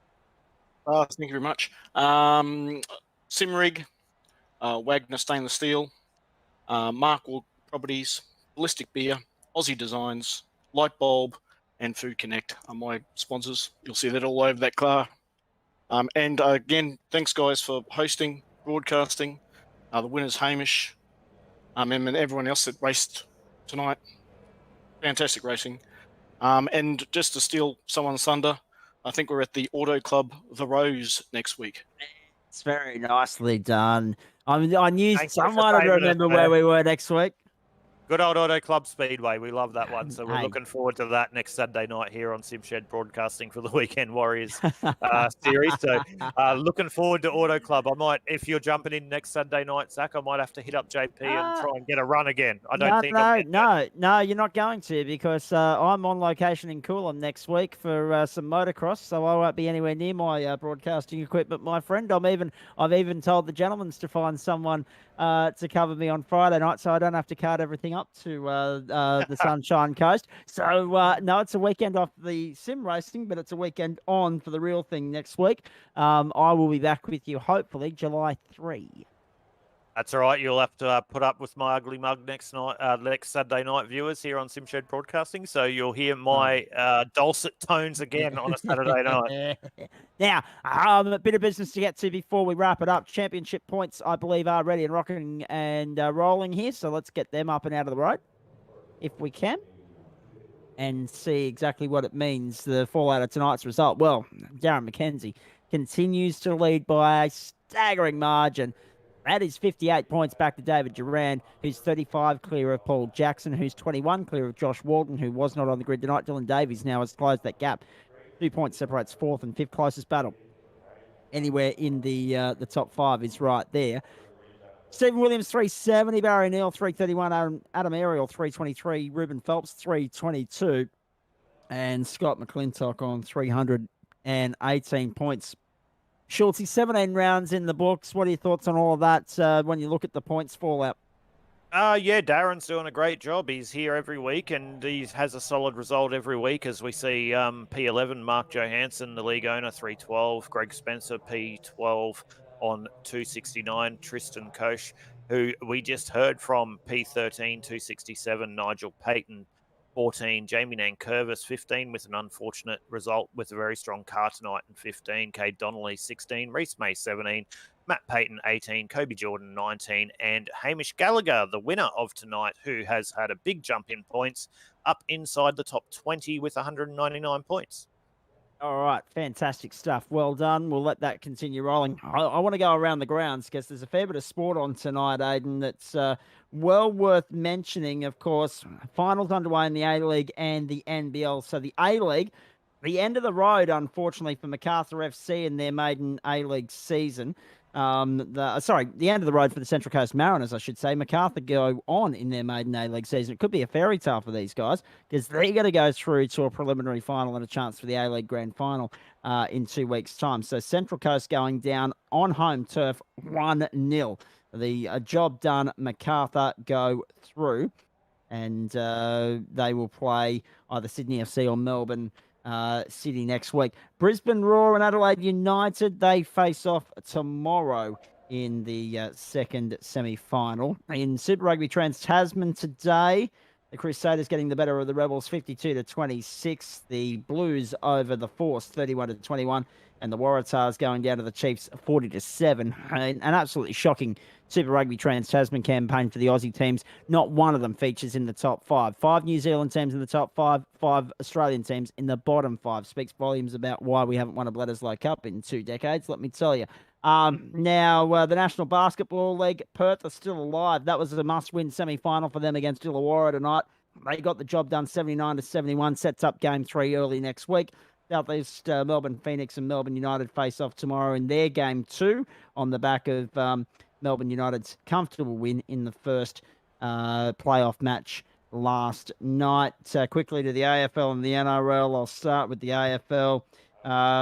Almost the end of the road for the match between St Kilda and the Adelaide Crows. They have got 7 minutes to play. Good contest there. St Kilda up only by 3 points at the moment, 60-57. Meantime, Fremantle getting the better of the Gold Coast Suns, 76-49 earlier today. In the NRL, it was the Rabbitohs over the Knights, 24-10. The Raiders over the Broncos, 38-16. And the Roosters, after having a 30-6 lead, won 35-34 over the Gold Coast Titans. And no, I'm not, and no, you're not hearing things, ladies and gentlemen. I am not making that up. The Roosters almost blew a 24-point lead. In the end, they won by a solitary point. So a big day in Australian sport, and of course internationally. Good news for Australia's Will Power, because he was top of the first practice session for the Detroit Grand Prix, the Chevrolet Detroit Grand Prix. A race 1 tomorrow morning on Fox Sports, race 2 Monday morning. The IndyCar Series Soldiers on the back of the Indianapolis 500 we go, which is of course where we were tonight. We go back road course racing. Will Power from Sebastian Bourdais and Pato award the top 3 there. Scott Dixon, 4th fastest. Scott McLaughlin down the order, actually. Struggling in 24th position. 25 cars will start the race tomorrow. Of course, qualifying early hours tomorrow morning on Fox as well. So, and the IndyCar Series are back on track. And of course, NASCAR fans, it's All-Star Weekend with Texas taking center stage on Monday morning. And you'll see that on Fox Sports as well. Have I forgotten anything? No, mate, I think you've covered it all, but thank you again. Thank you again for joining me in the broadcast booth tonight. And I'm about to go into a Le Mans 24-hour, so we'll probably wrap it up here. But just quickly, before you do, tell us a little bit about the Le Mans 24-hour. Of course, we know the real world event has been pushed back to August, but the sim world is firing on all cylinders for this weekend. Yeah, I've been lucky enough to get invited across to have a bit of a cameo drive with Vision Motorsports. So we're doing the LMP2s at Le Mans, and we start at 11 o'clock tonight for our 24-hour. My first stint isn't until 5 o'clock in the morning, but you can tune in. I'm sorry, I'm going to have a little bit of a self-promotion here. You can tune in to AP Esports on Facebook. We will be streaming that one live for 24 hours to watch all that. So we'll be doing that. Hopefully we've pre-qualified in P10. So hopefully with qualifying, we'll be up there somewhere. So yeah, tune into that, get amongst that, and have a look at my streaming Facebook page, AP Esports or Ape Sports on Facebook. But yeah, looking forward to that one, Zach. We're about to go into that, and we'll see how we go. And it's not going to finish until 11 o'clock tomorrow night, so it's going to be a long 24 hours, especially after broadcasting for the last couple. And hopefully, I can get a couple of hours sleep. But we'll see how we go. But mate, I bet you're glad you went and got your fishing done today, then. Oh, mate, I don't know whether it's been a hindrance or better, because on the boat all day, and I said to you before the broadcast, I had a quick nap before the race tonight, and I woke up with a panic thinking I missed it. So, but I'm glad I had the nap. But excited. Absolutely. It's great to take the boat out today and have fun with Prue. So we will see how we go. But we'll quickly wrap this on up, Zach. Yeah, actually, before you do, mate, I just want to jump in here because I'm just getting an update from Willowbank Dragway. Of course, the Winter Nationals on this weekend. The team at Premier Racing have just earlier today run the quickest top fuel pass in Australian history over the 1,000-foot distance. 3.76 seconds at 322.42 miles per hour, or 518.88 kilometers per hour. I know there were a lot of people out there watching the action throughout the course of the day and across the course of the weekend. There's still 1 day left at Winter Nats 2021. For me, I'm someone that I enjoy these longer races where you have a start, a middle, and end. The drag racing's all gone and forgotten far too quickly for my liking, but you've got to appreciate the mechanical geniuses at work that make those machines and the noise they generate as well. So I hope everyone out there at the Winter Nats has a fantastic time. Schultze, we should also point out, for the benefit of those of you that tune in on the platforms of SimShed Broadcasting, quiet week for us, well, for the commentators at least, because the next time we go racing is next Saturday night, Auto Club Speedway, 7:20 Australian Eastern Standard Time, because we're off for a week as far as the NTS Super Series is concerned, and also the GAC V8T2E Series is concerned. The season's wrapped up this week. We're launching a new season, the RSRA Super Series and Super 2 Series. They will launch the week of June 22 and 23, and we'll be in the booth for you for all of that. I haven't seen a calendar yet, but I cannot wait for 12 rounds of pure supercar magic, because if it's anything like what we saw in the last season, it'll be well worth the price of admission right to the very end. That's NTS 250 on Tuesday night. My goodness gracious me, what an incredible 250-kilometer race that was. So that's all happening. And one final thank you to Short Shift Sim Racing Magazine, to SimShed Broadcasting, Track Cams for Gourmet, and STK Gaming for making everything possible here tonight as well, Schultze. And thanks for having me along once more. No worries, Zach. And yeah, exactly. With the NTS series, it came down to the last 2 laps, and that's what we want to see with the series. And I was tuning in and watching here on the SimShed Broadcasting Network. So we look forward to another sensational 12 rounds in both the NTS and GAC series next season. But we will wrap it up now, Zach. And again, thank you for joining me tonight. Really, really appreciate you jumping in the booth with me. But from everyone here from SimShed Broadcasting, myself, Aidan Schultz, Zach Caban, and everyone from the SimShed Broadcasting Network, we thank you and we wish you a good night, and we'll see you next week.